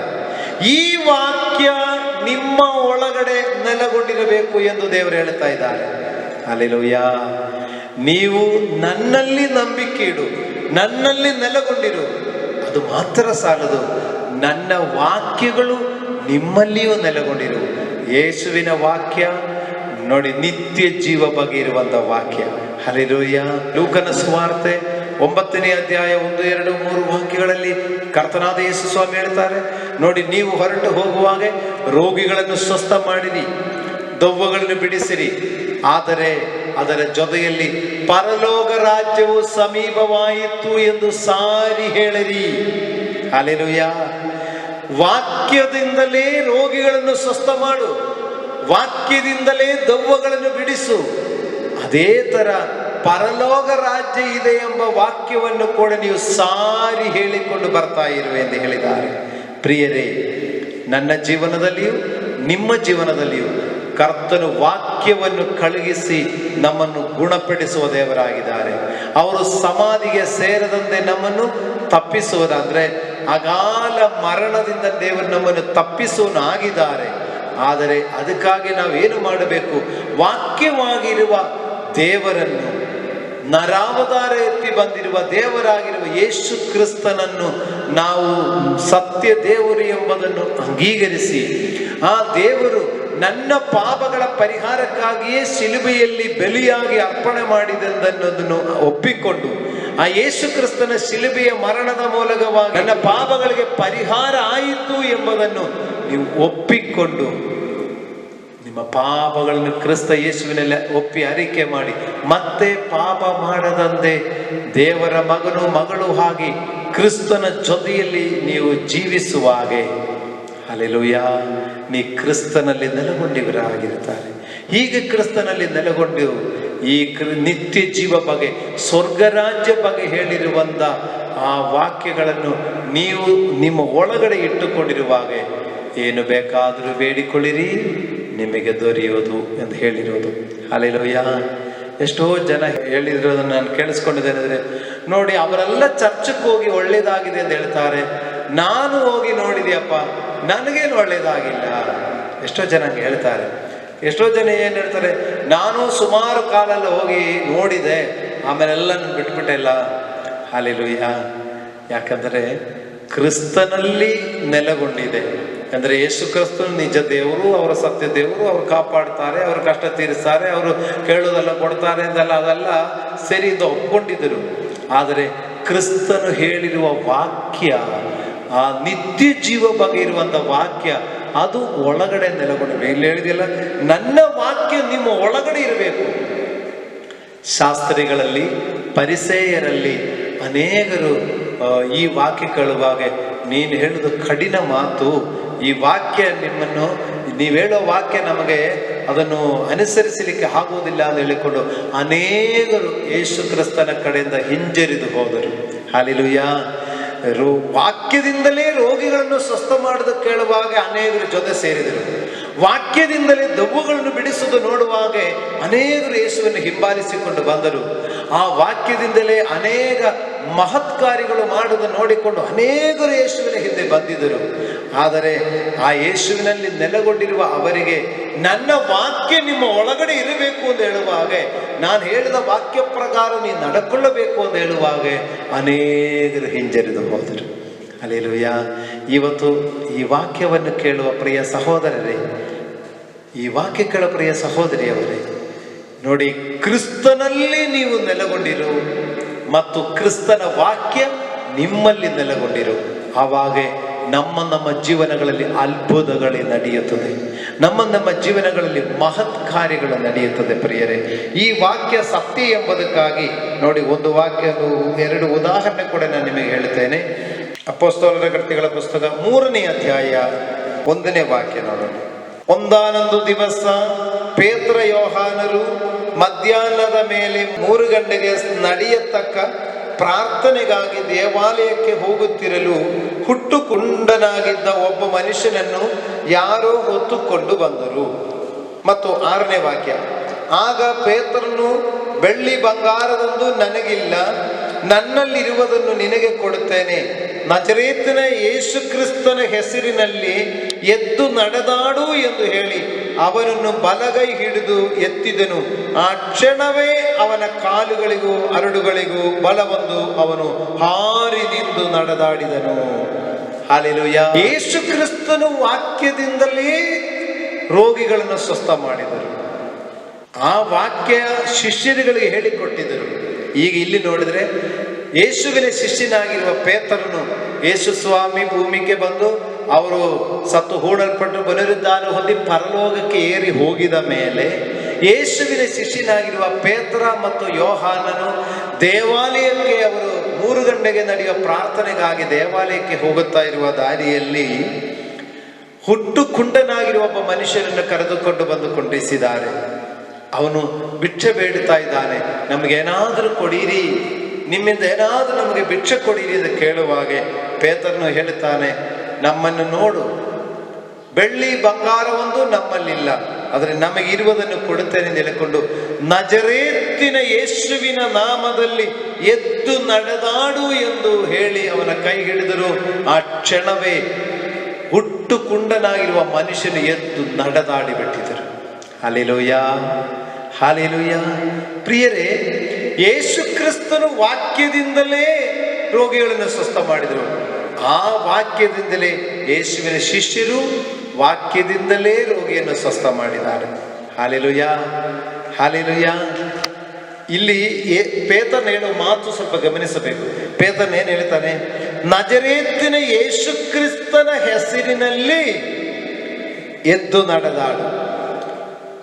ಕಾರಣ ಯೇಸು ಸ್ವಾಮಿ ಅವತ್ತು ಅವರಿಗೆ ಹೇಳಿದೆ, ನೀವು ನನ್ನಲ್ಲಿಯೂ ನನ್ನ ವಾಕ್ಯ ನಿಮ್ಮಲ್ಲಿ ನೆಲೆಗೊಂಡಿರಬೇಕು ಅಂತ ಹೇಳಿದೆ. ಹೀಗೆ ಅವರು ಯಾವ ವಾಕ್ಯ? ಯೇಸು ಕ್ರಿಸ್ತನ ವಾಕ್ಯ ಅವರು ಉಪಯೋಗಿಸ್ತಾ ಇದ್ದಾರೆ. ನಜರೇತಿನ ಯೇಸುವಿನ ನಾಮದಲ್ಲಿ ಎದ್ದು ನಡೆದಾಡು. ಪೇತ್ರನ ನಾಮದಲ್ಲಿ ನಡೆದಾಡು ಅಂತ ಹೇಳಿಲ್ಲ. ನೋಡಿ, ನಾನು ಯೋಹಾನನ ನಾಮದಲ್ಲಿ ನಡೆದಾಡು ಅಂತ ಹೇಳಿಲ್ಲ. ಅವನು ಹೇಳ್ತಾನೆ ನಜರೇತಿನ ಯೇಸು. ಯಾಕೆ? ನಜರೇತಿನ ಯೇಸು ಯಾರು? ವಾಕ್ಯವಾಗಿದ್ದಾರೆ. ವಾಕ್ಯವನ್ನು ಕಳಿಸಿನೇ ಸ್ವಸ್ಥ ಆಗೋದು. 107ನೇ ಕೀರ್ತನೆ, ಆದರೂ ದೂದನೋ ಎಂಬಂತೆ ತನ್ನ ವಾಕ್ಯವನ್ನು ಕಳಿಸಿ ಅವರನ್ನು ಸ್ವಸ್ಥ ಮಾಡಿದರು. ನಜರೇತಿನ ಯೇಸು ವಾಕ್ಯವಾಗಿರುವ ಯೇಸು ಕ್ರಿಸ್ತನಾಗಿರುವ ದೇವರಿಂದಲೇ ವಾಕ್ಯ ಹೇಳುವಾಗ ಸ್ವಸ್ಥ ಆಗೋದು. Hallelujah, hallelujah. ಪ್ರಿಯರೇ, ಇನ್ನೊಂದು ವಾಕ್ಯ ಕೂಡ ನೋಡೋಣ. ಮತ್ತೆ ಅಪೊಸ್ತಲರ ಕೃತ್ಯಗಳು 9ನೇ ಅಧ್ಯಾಯ 36ನೇ ವಾಕ್ಯ ನಾವು ನೋಡುವಾಗ, ಯೋಪ್ಪದಲ್ಲಿ ತಬೀತಾ ಎಂಬ ಒಬ್ಬ ಶಿಷ್ಯಳಿದ್ದಳು. ಆ ಹೆಸರಿಗೆ ಗ್ರೀಕ್ ಭಾಷೆಯಲ್ಲಿ ದೊರ್ಕಾ ಎಂದರ್ಥ. ಆಕೆಯು ಸತ್ಕ್ರಿಯೆಗಳನ್ನು ದಾನ ಧರ್ಮಗಳನ್ನು ಬಹಳವಾಗಿ ಮಾಡುತ್ತಿದ್ದಳು. ಆ ಕಾಲದಲ್ಲಿ ಆಕೆ ರೋಗದಲ್ಲಿ ಬಿದ್ದು ಸತ್ತಳು. ಯೋಪ್ಪದಲ್ಲಿ ತಬೀತಾ ಎಂಬ ಒಬ್ಬ ಶಿಷ್ಯಳಿದ್ದಳು. ನೋಡಿ, ಒಬ್ಬ ಶಿಷ್ಯಳು, ಅವರ ಒಂದು ಹೆಣ್ಣು ಮಗಳು, ಸ್ವಲ್ಪ ವಯಸ್ಸು ದೊಡ್ಡವರು. ಅವರು ರೋಗ ಬಂದು ತೀರಿ ಹೋದರು. ಅಲ್ಲಿ ಪೇತ್ರನಿದ್ದರು. ಆಮೇಲೆ ಪೇತ್ರನನ್ನು ಕರೆದರು. ಅಲ್ಲಿ ಪೇತ್ರ ಹೋದರು. 40ನೇ ವಾಕ್ಯದಲ್ಲಿ, ಪೇತ್ರನು ಅವರೆಲ್ಲರನ್ನು ಹೊರಗಡೆ ಕಳಗಿಸಿ ಮೊಣಗಾಲೂರಿ ಪ್ರಾರ್ಥನೆ ಮಾಡಿ ಶವದ ಕಡೆಗೆ ತಿರುಗಿಕೊಂಡು ತಬೀತಾ ಏಳು ಅಂದನು.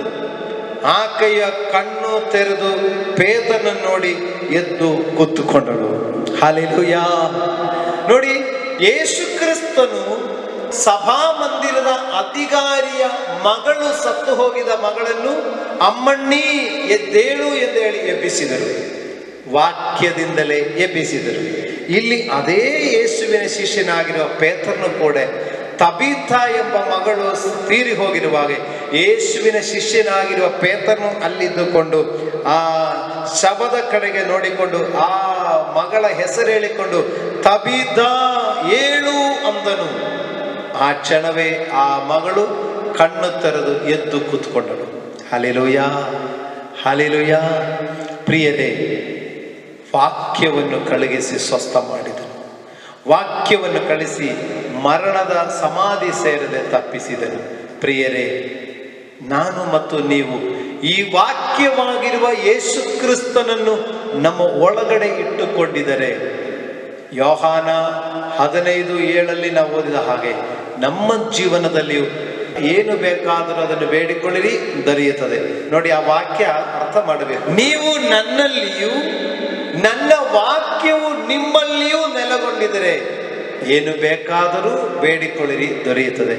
ಏನು ಬೇಕಾದರೂ ಅಂದ್ರೆ ಏನ್ ಬೇಕಾಗಿದೆಯೋ ಅದು ಬೇಡಿಕೊಳ್ಳಿರಿ, ದೊರೆಯುತ್ತದೆ. ಸ್ತೋತ್ರ, ಹಲ್ಲೆಲೂಯಾ. ನಾವು ಯೇಸು ಕ್ರಿಸ್ತನಲ್ಲಿ ನಂಬಿಕೆ ಇಡಬೇಕು. ಒಂದು, ಯೇಸು ಕ್ರಿಸ್ತನಲ್ಲಿಯೇ ನಿರೀಕ್ಷೆ ಇಡಬೇಕು. ಯೇಸು ಕ್ರಿಸ್ತನ ವಾಕ್ಯಗಳು ನಮ್ಮ ಒಳಗಡೆ ಇರಬೇಕು.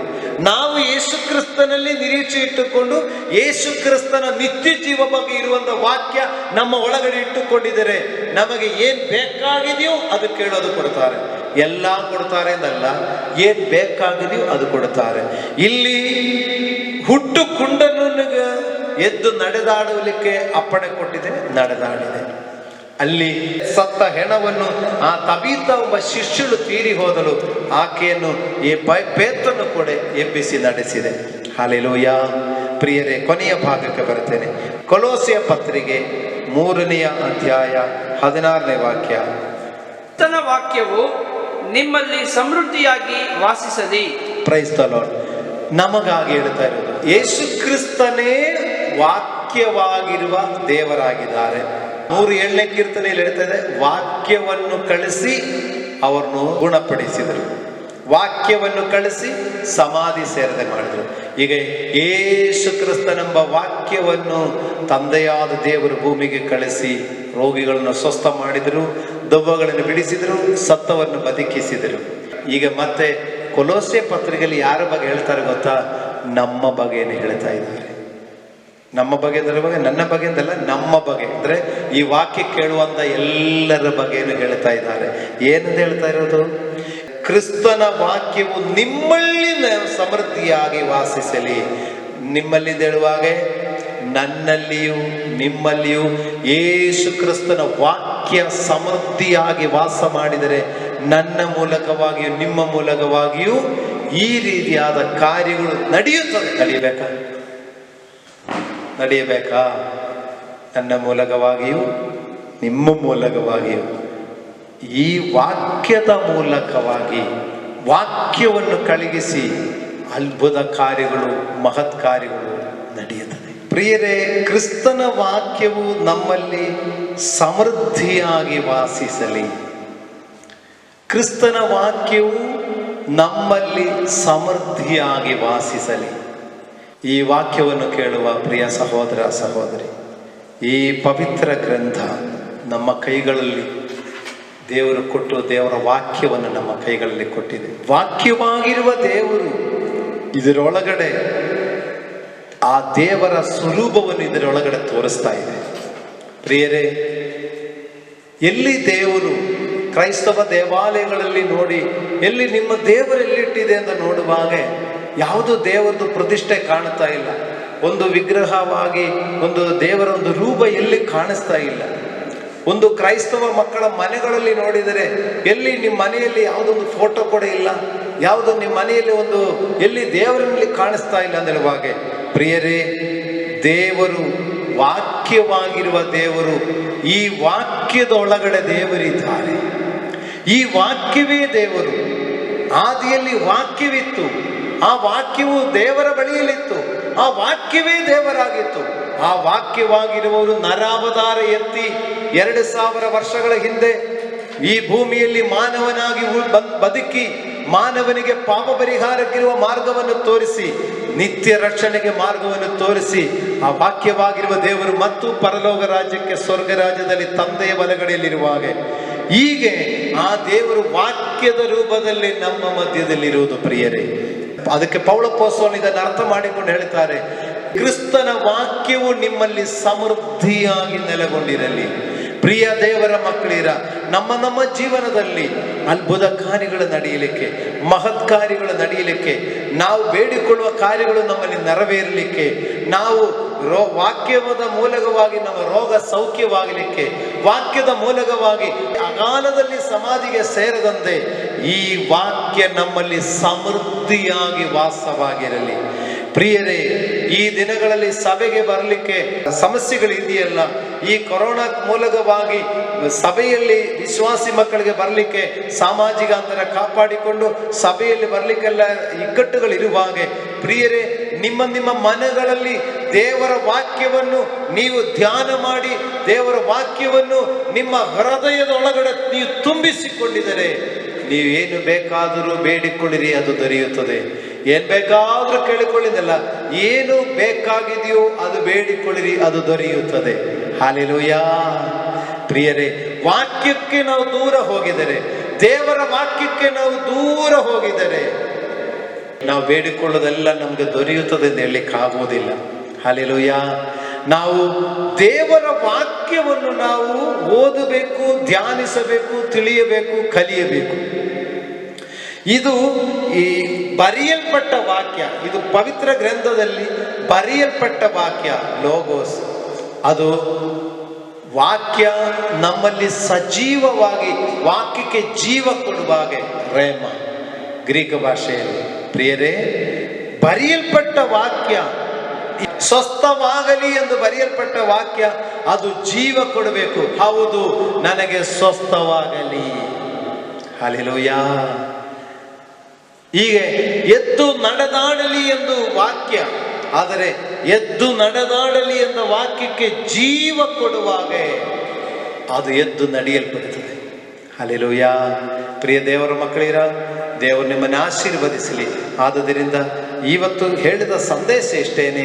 107ನೇ ಕೀರ್ತನೆ, ಆದನು ದೂದನೋ ಎಂಬಂತೆ ತನ್ನ ವಾಕ್ಯವನ್ನು ಕಳಿಸಿ ಅವರನ್ನು ಗುಣಪಡಿಸಿದರು, ಅವರು ಸಮಾಧಿ ಸೇರದೆ ತಪ್ಪಿಸಿದರು.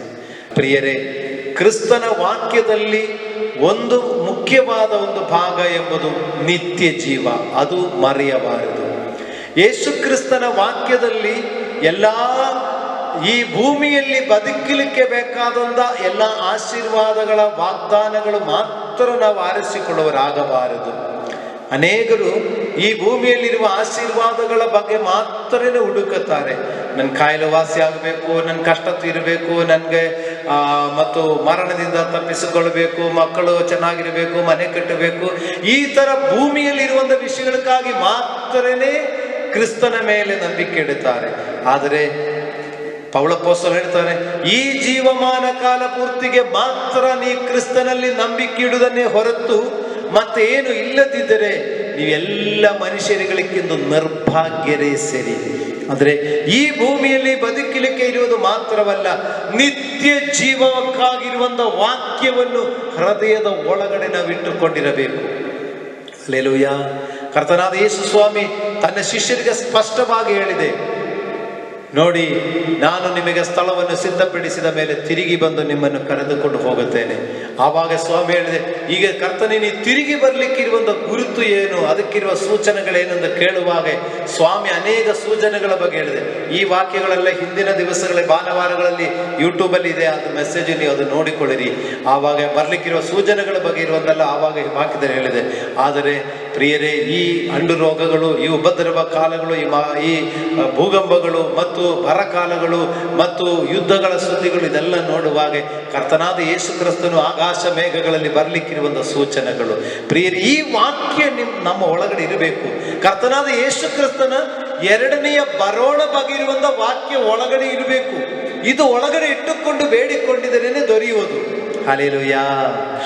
ಪೌಳಪೋಸ್ತಲನು ಕೂಡ ಅದನ್ನು ಅರ್ಥ ಮಾಡಿಕೊಂಡು ಪೌಳಪೋಸ್ತಲನು ಕೂಡ ಹೇಳಿದಾರಲ್ಲ, ಕರ್ತನು ತಾನೇ ಆಜ್ಞಾ ಘೋಷದೊಡನೆಯೂ ಪ್ರಧಾನ ದೂತನ ಶಬ್ದದೊಡನೆಯೂ ದೇವರ ತುತ್ತೂರಿ ಧ್ವನಿಯೊಡನೆಯೂ ಆಕಾಶದಿಂದ ಇಳಿದು ಬರುವನು. ಆವಾಗ ಕ್ರಿಸ್ತನಲ್ಲಿ ಸತ್ತವರು ಮೊದಲು ಎದ್ದು ಬರುವುದು ಮತ್ತು ಜೀವದೊಂದು ಉಳಿದ ನಾವು ಅದನ್ನು ಎದುರುಗೊಳ್ಳಲಿಕ್ಕಾಗಿ ಆಕಾಶ ಮೇಘಗಳಲ್ಲಿ ಪಕ್ಕನೆ ಒಯ್ಯಲ್ಪಡುವುದು. ಹೀಗಾಗಿ ನಾವು ಸದಾಕಾಲ ಆತನ ಸಂಕಟ ಇರುವೆವು, ಸ್ವರ್ಗ ರಾಜ್ಯದಲ್ಲಿ ಇರ್ಲಿಕ್ಕಿರುವು. ಹಲ್ಲೆಲೂಯ. ಪ್ರಿಯರೇ, ಆದುದರಿಂದ ಈ ಭೂಮಿಯಲ್ಲಿ ಬದುಕಲಿಕ್ಕಿರುವಂಥ ವಾಕ್ಯ ಮಾತ್ರ ಒಳಗಡೆ ಇಟ್ಟುಕೊಂಡಿದ್ರೆ ಸಾಲದು. ಮತ್ತು ನಾನು ರಿಪೀಟ್ ಮಾಡ್ತಾ ಇದ್ದೆ, ನೀವು ನನ್ನಲ್ಲಿಯೂ ನನ್ನ ವಾಕ್ಯವು ನಿಮ್ಮಲ್ಲಿಯೂ ನೆಲೆಗೊಂಡಿದ್ದರೆ ಏನು ಬೇಕಾದರೂ ದೊರೆಯುತ್ತೆ ಎಂದು ಹೇಳಿದರೆ, ನಾವು ಕ್ರಿಸ್ತ ಯೇಸುವಿನಲ್ಲಿ ನಂಬಿಕೆ ಇಟ್ಟುಕೊಂಡು ಯೇಸು ಕ್ರಿಸ್ತನ ಆಶೀರ್ವಾದದ ವಾಕ್ಯಗಳು ಮಾತ್ರ ನಮ್ಮಲ್ಲಿ ನೆಲೆಗೊಂಡಿದ್ರೆ ಸಾಲದು. ಯೇಸು ಕ್ರಿಸ್ತನ ಆಶೀರ್ವಾದದ ವಾಕ್ಯಗಳ ಜೊತೆಯಲ್ಲಿ ನಿತ್ಯ ಜೀವದ ಬಗ್ಗೆ ಇರುವಂಥ ವಾಕ್ಯಗಳು ಕೂಡ ನಮ್ಮ ಒಳಗಡೆ ನೆಲೆಗೊಂಡಿರಲಿ. ಈ ಭೂಮಿಯಲ್ಲಿ ಬದುಕೋದು ಏನು ದೊಡ್ಡ ಕಷ್ಟ ಅಲ್ಲ. ಏನು ಬೇಕಾಗಿದೆಯೋ ಅದು ಕೇಳಿರಿ, ಅದು ದೇವರು ಒದಗಿಸಿ ಕೊಡುವನಾಗಿರ್ತಾರೆ. ದೇವರು ನಿಮ್ಮೆಲ್ಲರನ್ನು ಆಶೀರ್ವದಿಸಲಿ. ಪ್ರಿಯರೇ, ವಾಕ್ಯವನ್ನು ಕಲಿಸಿ ಅವರನ್ನು ಸ್ವಸ್ಥಪಡಿಸಿದ ಬಗ್ಗೆ ಇರುವಂಥ ಅನೇಕ ಸಾಕ್ಷಿಗಳು ನಮ್ಮ ಗುರುವಾರ ದಿವಸ ಸಾಕ್ಷಿಯ ಸಮಯ ಎಂಬ ಒಂದು ಯೂಟ್ಯೂಬಲ್ಲಿ ಒಂದು ಕಾರ್ಯಕ್ರಮದಲ್ಲಿ ಕೂಡ ಆ ಒಂದು ಪ್ರೋಗ್ರಾಮ್ ನೀವು ನೋಡುವಾಗ ಈ ವಾಕ್ಯವನ್ನು ಕಳುಹಿಸಿ ದೇವರು ಕರ್ತನಾದ ಯೇಸು ಕ್ರಿಸ್ತನು ಸ್ವಸ್ಥಪಡಿಸಿರುವ, ಗುಣಪಡಿಸಿರುವ, ಬಿಡುಗಡೆ ಕೊಟ್ಟ ಸಾಕ್ಷಿಗಳನ್ನು ನೋಡಬಹುದು. ಈಗ ನಿಮ್ಮ ಜೀವನದಲ್ಲಿಯೂ ಹೀಗೆ ಅದ್ಭುತ ಕಾರ್ಯಗಳು, ಮಹತ್ ಕಾರ್ಯಗಳು, ಸೌಖ್ಯಗಳು, ಬಿಡುಗಡೆಗಳು, ದುರಾತ್ಮನಿಂದ ದೆವ್ವಗಳಿಂದ ಬಿಡುಗಡೆಗಳೆಲ್ಲ ನೀವು ಬೇಕಾಗಿದ್ದರೆ ಯೇಸು ಕ್ರಿಸ್ತನೆಂಬ ವಾಕ್ಯದಲ್ಲಿ ನೀವು ನೆಲೆಗೊಂಡಿರು. ಆ ಕ್ರಿಸ್ತನು ನರಾವತಾರಿ ಎತ್ತಿ ಬಂದಿರುವಾಗ ಹೇಳಿದ ವಾಕ್ಯಗಳು ನಿಮ್ಮ ಒಳಗಡೆ ಇಟ್ಟುಕೊಳ್ಳಿರಿ. ನೀವು ಕೇಳೋದನ್ನು ಒದಗಿಸಿಕೊಟ್ಟು ಕರ್ತನು ನಿಮ್ಮನ್ನು ಆಶೀರ್ವದಿಸುತ್ತಾರೆ. ಈ ವಾಕ್ಯ ನಿಮಗೆ ಆಶೀರ್ವಾದಕರವಾಗಿರಲಿ. ಇದು ನೀವು ಶ್ರದ್ಧೆಯಿಂದ ಕೇಳಿದ್ದೀರಲ್ಲ, ಅದನ್ನು ಧ್ಯಾನ ಮಾಡಿಕೊಳ್ಳಿರಿ. ಈ ವಾಕ್ಯದಿಂದ ಬರುವಂಥ ಎಲ್ಲ ಆಶೀರ್ವಾದಗಳು ನೀವು ಹೊಂದಿಕೊಳ್ಳಿರಿ. ಒಂದು ನಿಮಿಷ ಇರುವ ಸ್ಥಳದಲ್ಲಿ ಕಣ್ಣುಗಳು ಮುಚ್ಚಿಕೊಳ್ಳಿರಿ. ನಿಮಗಾಗಿ ನಾನು ಪ್ರಾರ್ಥನೆ ಮಾಡುವಾಗ ನೀವು ಜೊತೆಯಲ್ಲಿ ಪ್ರಾರ್ಥನೆ ಮಾಡುವರಾಗಿರಲಿ. ಸರ್ವಶಕ್ತನಾದ ನಮ್ಮ ತಂದೆಯಾದ ದೇವರೇ, ಈ ಒಳ್ಳೆಯ ಸಮಯಕ್ಕಾಗಿ ನಿಮಗೆ ಸ್ತೋತ್ರ ಸಲ್ಲಿಸಿ ಪ್ರಾರ್ಥಿಸುತ್ತೇನೆ. ಪರಿಶುದ್ಧನಾದ ದೇವರೇ, ನಿಮಗೆ ಮಹಿಮೆ ಸಲ್ಲಿಸಿ ಪ್ರಾರ್ಥಿಸುತ್ತೇನೆ. ನಿಮಗೆ ವಂದನೆಗಳು ಸಲ್ಲಿಸಿ ಪ್ರಾರ್ಥಿಸುತ್ತೇನೆ. ದೇವರೇ, ನೀವು ವಾಕ್ಯವನ್ನು ಕಳುಹಿಸಿ ಸ್ವಸ್ಥಪಡಿಸುವ ದೇವರು, ವಾಕ್ಯವನ್ನು ಕಳಿಸಿ ದೇವರೇ ಸಮಾಧಿಗೆ ಸೇರದಂತೆ ನೀವು ಕಾಪಾಡುವ ದೇವರು. ಈ ವಾಕ್ಯ ಭಾಗವನ್ನು ನಾವು ಧ್ಯಾನ ಮಾಡಿರುವಾಗ ಕರ್ತನಾದ ಯೇಸುವೆ, ನೀವು ಆದಿಯಲ್ಲಿ ವಾಕ್ಯದ ರೂಪದಲ್ಲಿದ್ದ ದೇವರು ಎಂಬುದನ್ನು ಇವತ್ತು ನಾವು ಒಂದು ಸಾರಿ ಕೂಡ ಧ್ಯಾನ ಮಾಡಿದೆ. ವಾಕ್ಯದ ರೂಪದಲ್ಲಿ ಆದಿಯಲ್ಲಿ ಸಮಸ್ತವನ್ನು ಉಂಡು ಮಾಡಿದ ವಸ್ತುಗಳಲ್ಲಿ ಕರ್ತನೆ ನೀವಿಲ್ಲದ ಒಂದಾದರೂ ಉಂಡು ಮಾಡಲಿಲ್ಲ. ಆ ವಾಕ್ಯವಾಗಿರುವ ದೇವರೇ, ನೀವು ನರಾವತಾರಿ ಎತ್ತಿ ಬರುವಾಗ ಯೇಸು ಎಂದ ಹೆಸರಿನಲ್ಲಿ ಬಂದು 33 ವರ್ಷ ಈ ಭೂಮಿಯಲ್ಲಿ ಮಾನವನಾಗಿ ಬದುಕಿ ಮಾನವನಿಗೆ ರಕ್ಷಣೆಗೆ ಬೇಕಾದ ವಾಕ್ಯಗಳನ್ನು ಕೊಟ್ಟು ಈ ವಾಕ್ಯ ನಿಮ್ಮ ಹೃದಯದಲ್ಲಿ ಇಟ್ಟುಕೊಳ್ಳಿರಿ ಎಂದು ಹೇಳಿಕೊಂಡು ಮತ್ತು ತನ್ನ ಕೆಲಸವನ್ನು ಮುಗಿಸಿಕೊಂಡು ಪರಲೋಕ ರಾಜ್ಯಕ್ಕೆ ಏರಿ ಹೋಗಿರುವ ಕರ್ತನಾದ ಯೇಸುವೆ, ಇವತ್ತು ಈ ವಾಕ್ಯ ಮಕ್ಕಳು ಕೇಳಿದ ಮುಖಾಂತರವಾಗಿ ಇವರ ಜೀವನಗಳಲ್ಲಿ ಒಂದು ರಕ್ಷಣೆ ಉಂಟಾಗಲಿ. ಈ ವಾಕ್ಯದ ಮೂಲಕ ಮಕ್ಕಳು ಸ್ವಸ್ಥತೆ ಹೊಂದಿಕೊಳ್ಳಲಿ. ಈ ವಾಕ್ಯದ ಮೂಲಕವಾಗಿ ಮಕ್ಕಳು ಬಿಡುಗಡೆ ಹೊಂದಿಕೊಳ್ಳಲಿ. ಈ ವಾಕ್ಯಗಳ ಮೂಲಕವಾಗಿ ಮಕ್ಕಳು ನಿತ್ಯ ಜೀವವನ್ನು ಹೊಂದಿಕೊಳ್ಳಲಿ. ನಿತ್ಯ ಜೀವಕ್ಕೆ ಬೇಕಾದ ರಕ್ಷಣೆಯನ್ನು ಮಕ್ಕಳು ಸಂಪಾದಿಸಿಕೊಳ್ಳುವರಾಗಿರಲಿ. ಕರ್ತನೇ, ಈ ವಾಕ್ಯಗಳಲ್ಲಿ ಮಕ್ಕಳ ಆಸಕ್ತಿ ಉಳ್ಳವರಾಗಿರಲಿ. ತಮ್ಮ ಮನೆಗಳಲ್ಲಿರುವಾಗ ಪವಿತ್ರ ಗ್ರಂಥವನ್ನು ಓದುವರಾಗಿರಲಿ. ಈ ಸತ್ಯ ವೇದವೆಂಬ ಈ ಬೈಬಲನ್ನು ಓದಿ ಅದನ್ನು ಧ್ಯಾನ ಮಾಡಿ ಅದರಲ್ಲಿ ಬರೆಯಲ್ಪಟ್ಟ ವಾಕ್ಯಗಳಿಂದ ತಾವು ಜೀವವನ್ನು ಪಡೆಯುವವರಾಗಿರಲಿ. ಕರ್ತನೇ, ಅದಕ್ಕೆ ಸಹಾಯ ಮಾಡಲಿ ಎಂದು ಪ್ರಾರ್ಥಿಸುತ್ತೇನೆ. ಈ ವಾಕ್ಯ ಕೇಳಿರುವಂಥ ಪ್ರತಿಯೊಬ್ಬರನ್ನು ಆಶೀರ್ವದಿಸುತ್ತೇನೆ. ಕರ್ತನೇ, ಅವರವರ ಮನೆಗಳಲ್ಲಿ ಇದ್ದುಕೊಂಡು ಈ ವಾಕ್ಯವನ್ನು ಕೇಳುವರಾಗಿರಬಹುದು. ಒಂದು ವೇಳೆ ಪ್ರಯಾಣ ಮಾಡುವಾಗ ಪ್ರಯಾಣದ ಮಧ್ಯದಲ್ಲಿ ಈ ವಾಕ್ಯವನ್ನು ಒಂದು ವೇಳೆ ಕೇಳುವರಾಗಿರಬಹುದು. ಅವರು ಯಾವ ಸಾಹಚರ್ಯದಲ್ಲಿ ಇದ್ದರೂ ಕೂಡ ಈ ವಾಕ್ಯ ಕೇಳುತ್ತಾ ಇರುವಾಗಲೇ ಅವರಲ್ಲಿ ವಾಕ್ಯದ ಶಕ್ತಿ ಕ್ರಿಯೆ ಮಾಡುವುದಾಗಿರಲಿ, ವಾಕ್ಯದ ಶಕ್ತಿ ಕಾರ್ಯ ಮಾಡುವುದಾಗಿರಲಿ, ವಾಕ್ಯದ ಶಕ್ತಿ ಅವರಲ್ಲಿ ಮಹಿಮೆಯನ್ನು ಪ್ರಕಟಿಸುವಂಥದ್ದಾಗಿರಲಿ. ವಾಕ್ಯವನ್ನು ಕಳಿಸಿ ಅವರನ್ನು ಸ್ವಸ್ಥ ಮಾಡಿದ್ದ ಹಾಗೆ ವಾಕ್ಯದ ಮಹಿಮೆ ಕಾಣಲಿ ಕರ್ತನೆ, ವಾಕ್ಯದ ಶಕ್ತಿ ಕಾಣಲಿ ಕರ್ತನೆ, ವಾಕ್ಯದ ಬಲ ಅವರು ಹೊಂದಿಕೊಳ್ಳಲಿ ಕರ್ತನೆ. ಅವರೇನು ಬೇಕಾದರೂ ಬೇಡಿಕೊಳ್ಳುವುದನ್ನು ಅವರು ದೊರೆಯುವುದಾಗಿರಲಿ ಕರ್ತನೆ. ಆ ಬೇಡಿಕೊಂಡು ಅವರದನ್ನು ಅನುಭವಿಸುವುದಾಗಿರಲಿ ಕರ್ತನೆ. ರೋಗಿಗಳು ಯೇಸುವಿನ ನಾಮದಲ್ಲಿ ಸೌಖ್ಯವಾಗಲಿ. ದೆವ್ವ ಪೀಡಿತರು ಯೇಸುವಿನ ನಾಮದಲ್ಲಿ ದೆವ್ವಗಳಿಂದ ಬಿಡುಗಡೆ ಹೊಂದಿಕೊಳ್ಳಲಿ. ಮರಣದ ಭಯದಲ್ಲಿ ಇರುವವರು ಯೇಸುವಿನ ನಾಮದಲ್ಲಿ ಮರಣದಿಂದಲೇ ತಪ್ಪಿಸಲ್ಪಡಲಿ. ಈಗಾಗಲೇ ಕರ್ತನೆ, ಕೊರೋನಾ ವೈರಸ್ಸಿನಿಂದ ಬಾಧಿಸಲ್ಪಟ್ಟು ಯಾರಾದರೂ ಮರಣದ ಭಯದಲ್ಲಿ ಇರುವವರಾಗಿದ್ರೆ ಅವರು ಇರುವ ಕೊಠಡಿಯಲ್ಲಿ ಈ ವಾಕ್ಯ ಮೊಬೈಲ್ ಫೋನ್ ಮುಖಾಂತರವಾಗಿ, ಯೂಟ್ಯೂಬ್ ಮುಖಾಂತರವಾಗಿ ಅವರು ದೇವರ ಕೊರೋನಾ ಬಾಧಿಸಲ್ಪಟ್ಟು ಈ ವಾಕ್ಯ ಕೇಳ್ತಾ ಇರುವಾಗ ಹೀಗೆ ಅವರು ಇರುವ ಸ್ಥಳದಲ್ಲಿ ಈ ವಾಕ್ಯ ಕೇಳುವ ಮುಖಾಂತರವಾಗಿ ಅವರು ಸ್ವಸ್ಥರಾಗಲಿ, ಅವರು ಬಿಡುಗಡೆ ಹೊಂದಿಕೊಳ್ಳಲಿ. ಕ್ವಾರಂಟೈನಲ್ಲಿ ಇರುವಾಗಲೇ ಈ ವಾಕ್ಯ ಅವರು ಕೇಳಿ ಅವರು ವಾಕ್ಯದ ಶಕ್ತಿಯಾಗಿರುವ ಆ ಸೌಖ್ಯ ಅವರು ಹೊಂದಿಕೊಳ್ಳಲಿ. ಅವರು ವಾಕ್ಯವನ್ನು ಕಳುಹಿಸಿ ಅವರು ಸ್ವಸ್ಥ ಮಾಡಿದರು, ಸಮಾಧಿ ಸೇರದಂತೆ ತಪ್ಪಿಸಿದರು. ಹೌದು ಕರ್ತನೆ, ಹೀಗೆ ಕೊರೋನಾ ವೈರಸ್ಸಿನಿಂದ ಬಾಧಿಸಲ್ಪಟ್ಟು ನಾನು ಸಾಯುತ್ತೇನೆ ಎಂದ ಸ್ಥಿತಿಯಲ್ಲಿ ಇರುವವರು ಕೂಡ, ಆ ಸಾಯುವ ಸ್ಥಿತಿಯಲ್ಲಿ ಇರುವವರಾಗಿದ್ದರೂ ಕೂಡ ಈ ವಾಕ್ಯವನ್ನು ಕೇಳುವಾಗ ವಾಕ್ಯವನ್ನು ಕಳುಹಿಸಿ ಸ್ವಸ್ಥ ಮಾಡಿದ ದೇವರ ಆ ಶಕ್ತಿ ಅವರಲ್ಲಿ ಸ್ವಸ್ಥತೆಯನ್ನುಂಟು ಮಾಡಿ ಮರಣದಿಂದ ಅವರು ಹೊರಗಡೆ ಬರುವುದಾಗಿರಲಿ. ಯಾವ ಯಾವ ವಿಷಯಗಳಲ್ಲಿ ನಿರಾಸೆ ಪಡುವವರಾಗಿದ್ದಾರೆ ದೇವರೇ, ಜೀವನ ವಿಷಯಗಳಲ್ಲಿ, ದೇವರ ಕುಟುಂಬದ ವಿಷಯಗಳಲ್ಲಿ, ವಿದ್ಯಾಭ್ಯಾಸದ ವಿಷಯಗಳಲ್ಲಿ, ಕೆಲಸಗಳ ವಿಷಯಗಳಲ್ಲಿ, ಯಾವ ವಿಷಯಗಳಲ್ಲಿ ದೇವರೇ ಮಕ್ಕಳು ನಿರೀಕ್ಷೆ ಇಲ್ಲದವರಾಗಿದ್ದಾರೋ ಈ ವಾಕ್ಯ ಅವರಲ್ಲಿ ಕಾರ್ಯ ಮಾಡುವುದಾಗಿರಲಿ. ವಾಕ್ಯವನ್ನು ಕಳುಹಿಸಿ ಅವರನ್ನು ಸ್ವಸ್ಥ ಮಾಡಿದೆಯಲ್ಲ, ಈ ವಾಕ್ಯವು ಅದೇ ತರ ಅವರಲ್ಲಿ ಕಾರ್ಯ ಮಾಡುವಂಥದ್ದಾಗಿರಲಿ. ಬರುವ ದಿನಗಳಲ್ಲಿ ಈ ವಾಕ್ಯವನ್ನು ಕೇಳಿಕೊಂಡೇ ನನ್ನ ಜೀವನದಲ್ಲಿ ಅದ್ಭುತ ನಡೆದಿದೆ ಎಂಬ ಸಾಕ್ಷಿಯನ್ನು ನಾವು ಕೇಳುವ ಹಾಗೆ ಕರ್ತನು ಅದ್ಭುತ ಮಾಡಲಿ ಸ್ವಾಮಿ. ಪಾದ ಸನ್ನಿಧಿಯಲ್ಲಿ ನಮ್ಮೆಲ್ಲರನ್ನು ಕೂಡ ಸಮರ್ಪಿಸುತ್ತೇನೆ. ವಿಶೇಷವಾಗಿ ನಮ್ಮ ಕರ್ನಾಟಕ ರಾಜ್ಯಕ್ಕಾಗಿ ಪ್ರಾರ್ಥಿಸುತ್ತೇನೆ, ರಾಜ್ಯದ ಪ್ರಜೆಗಳಿಗಾಗಿ ಪ್ರಾರ್ಥಿಸುತ್ತೇನೆ. ದೇವರೇ, ಆರೋಗ್ಯಕರ್ತರು, ಪೊಲೀಸ್ ಡಿಪಾರ್ಟ್ಮೆಂಟ್ ಇರುವವರು ಬಹಳವಾಗಿ ಪ್ರಯಾಸ ಪಡುವ ಅವರನ್ನು ಆಶೀರ್ವದಿಸು ದೇವರೇ. ಅದೇ ಥರ ಮುಖ್ಯಮಂತ್ರಿ ಮತ್ತು ಆರೋಗ್ಯ ಸಚಿವರು ಎಲ್ಲರೂ ದೇವರು ಇದಕ್ಕೆ ಎಷ್ಟೋ ಪ್ರಯಾಸ ಪಡುವಾಗೆ ಅವರಿಗೆ ದೀರ್ಘಾಯುಸ್ಸು ಕೊಟ್ಟು ಆರೋಗ್ಯ ಕೊಟ್ಟು ಇದನ್ನು ನಿವಾರಿಸಿಕೊಳ್ಳಿಕ್ಕೆ ಬೇಕಾದಂಥ ದೈವಿಕ ಜ್ಞಾನವನ್ನು ಕೊಟ್ಟು ನಮ್ಮ ರಾಜ್ಯವನ್ನು ಭದ್ರವಾಗಿ ಕಾಪಾಡಲಿ ಸ್ವಾಮಿ. ಅದೇ ಥರ ನಮ್ಮ ಪ್ರಧಾನಮಂತ್ರಿಗಾಗಿಯೂ ಮತ್ತು ಮಂತ್ರಿಗಳಿಗಾಗಿಯೂ ಎಲ್ಲ ಡಿಪಾರ್ಟ್ಮೆಂಟಲ್ಲಿ ಇರುವವರಿಗಾಗಿ ನಾವು ಪ್ರಾರ್ಥಿಸುತ್ತೇನೆ. ಮತ್ತು ನಮ್ಮ ದೇಶದ ಗಡಿ ಪ್ರದೇಶದಲ್ಲಿ ದೇಶ ರಕ್ಷಣೆಗಾಗಿ ನೆಲೆಗೊಂಡಿರುವಂಥ ಸೈನಿಕರಿಗಾಗಿಯೂ ನಾವು ಪ್ರಾರ್ಥಿಸುತ್ತೇನೆ. ಯುದ್ಧಗಳ ಸುದ್ದಿಗಳ ಬಗ್ಗೆ ಎಲ್ಲ ಕೇಳುತ್ತಾ ಇರುವಾಗ ದೇವರೇ, ಯಾವ ಸಮಯದಲ್ಲಿ ಬೇಕಾದರೂ ಒಂದು ಸಮಸ್ಯೆಗಳು ಬರಲಿಕ್ಕೆ ಇರುವಾಗ ನಮ್ಮ ಸೈನಿಕರನ್ನು ದೇವರೇ ನೀವು ಕಾಪಾಡಲಿ ಕರ್ತನೆ. ಅವರಿಗೆ ಬೇಕಾದ ಜ್ಞಾನವನ್ನು ಅದು ಯಾವ ಸಂದರ್ಭದಲ್ಲಿ ಯಾವ ರೀತಿಯಲ್ಲಿ ಅದು ಬುದ್ಧಿ ಉಪಯೋಗಿಸಿಕೊಳ್ಳಬೇಕು, ಅವರು ಎಚ್ಚರವಾಗಿರಬೇಕು ಎಂಬುದನ್ನು ದೇವರೇ ನಿನ್ನ ಪವಿತ್ರಾತ್ಮನು ಅವರನ್ನು ನಡೆಸಿಕೊಡಿರಿ ಎಂದು ಪ್ರಾರ್ಥಿಸುತ್ತೇನೆ ಕರ್ತನೆ. ನಿನ್ನ ಪಾದಾಂದಿಗೆ ನಮ್ಮ ಇಡೀ ಪ್ರಪಂಚದ ದೇಶದ ಜನರಿಗಾಗಿ ಪ್ರಾರ್ಥಿಸುತ್ತೇನೆ. ಪ್ರಪಂಚ ಒಟ್ಟಾಗೆ ಎಲ್ಲ ದೇಶಗಳಲ್ಲಿ ಕೊರೋನಾ ವೈರಸ್ಸಿನಿಂದ ಅನೇಕ ಸಮಸ್ಯೆಗಳಿಗೆ ಒಳಪಟ್ಟಿರುವಾಗ, ಆರ್ಥಿಕ ಸಮಸ್ಯೆಗಳು ಕೂಡ ಒಳಪಟ್ಟಿರುವಾಗ ಕರ್ತನೇ, ನೀವು ಅವರೆಲ್ಲರನ್ನು ಈ ಸಮಸ್ಯೆಗಳಿಂದ ಬಿಡಿಸಲಿಕ್ಕೆ ವಾಕ್ಯವನ್ನು ಕಳುಹಿಸಿ ಬಿಡಿಸು ದೇವರೇ. ಎಲ್ಲೆಲ್ಲಿ ವಾಕ್ಯ ಕೇಳಿಸ್ತಾ ಇಲ್ಲವೋ ಅಂದಂಥ ಸ್ಥಳಗಳಲ್ಲಿ ವಾಕ್ಯಗಳು ಕೇಳಿಸಲಿ. ಜೀವ ಕೊಡುವ ವಾಕ್ಯ ಎಲ್ಲ ಕಡೆಯನ್ನು ಹರಡಲಿ. ವಾಕ್ಯವನ್ನು ಕಳುಹಿಸಿ ಸ್ವಸ್ಥತೆ ಕಾಣಲಿ. ವಾಕ್ಯವನ್ನು ಕಳುಹಿಸಲ್ಪಟ್ಟು ಅವರು ಬಿಡುಗಡೆ ಕಾಣಲಿ. ಈ ಪ್ರಪಂಚದ ಮೂಲೆಗಳಲ್ಲಿ ದೇವರ ವಾಕ್ಯ ಹರಡುತ್ತಾ ಅಲ್ಲಿ ಬಿಡುಗಡೆ ಕಾಣುವಂಥದ್ದಾಗಿರಲಿ ಎಂದು ಪ್ರಾರ್ಥಿಸುತ್ತೇನೆ. ನಿನ್ನ ಪಾದ ಸನ್ನಿಧಿಯಲ್ಲಿ ನಮ್ಮೆಲ್ಲರನ್ನು ಕೂಡ ತಗ್ಗಿಸಿಕೊಂಡು ಪ್ರಾರ್ಥಿಸಿ ಬೇಡುತ್ತೇನೆ.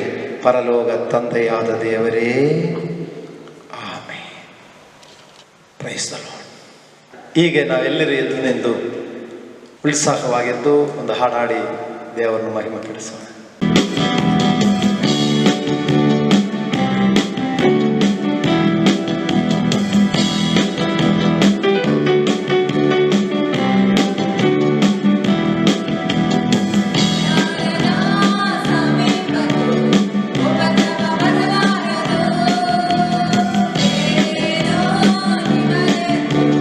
ಸಂಭವಿಸಲು ಮಗನೇ,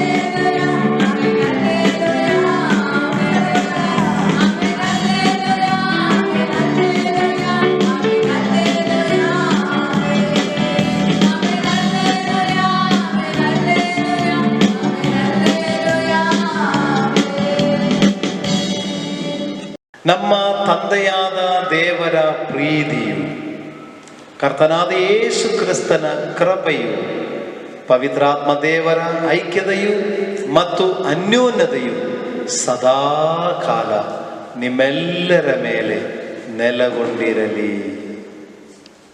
ಆಮೆನ್. ಪ್ರಿಯ ವೀಕ್ಷಕರೇ, ಈ ರೀತಿಯ ಆಶೀರ್ವಾದದ ಸಂದೇಶಗಳನ್ನು ಕೇಳಲು ನಮ್ಮ ಯೂಟ್ಯೂಬ್ ಚಾನೆಲ್ ಅನ್ನು ಸಬ್ಸ್ಕ್ರೈಬ್ ಮಾಡಿಕೊಳ್ಳಿ ಹಾಗೂ ಈ ವಿಡಿಯೋ ನಿಮಗೆ ಇಷ್ಟವಾದಲ್ಲಿ ಲೈಕ್ ಮಾಡಿ ಹಾಗೂ ನಿಮ್ಮ ಸ್ನೇಹಿತರಿಗೂ ಸಹ ಶೇರ್ ಮಾಡಿ. ಅದೇ ರೀತಿಯಾಗಿ ಪ್ರತಿ ಗುರುವಾರ ಸಂಜೆ 9 ಗಂಟೆಗೆ ನಮ್ಮ ಯೂಟ್ಯೂಬ್ ಚಾನೆಲ್ನಲ್ಲಿ ಹೊಸದಾಗಿ ಸಾಕ್ಷಿ ಸಮಯ ಎಂಬ ಕಾರ್ಯಕ್ರಮ ಪ್ರಸಾರವಾಗುತ್ತಿದೆ. ಈ ಕಾರ್ಯಕ್ರಮವನ್ನು ಸಹ ನೀವು ವೀಕ್ಷಿಸಬಹುದು ಹಾಗೂ ನಿಮ್ಮ ಪ್ರಾರ್ಥನೆ ಮನವಿಗಳಿಗಾಗಿ ನೀವು ಸಂಪರ್ಕಿಸಬೇಕಾದ ಮೊಬೈಲ್ ಸಂಖ್ಯೆ 8217761567. ದೇವರು ತಾನೇ ನಿಮ್ಮೆಲ್ಲರನ್ನು ಆಶೀರ್ವದಿಸಲಿ.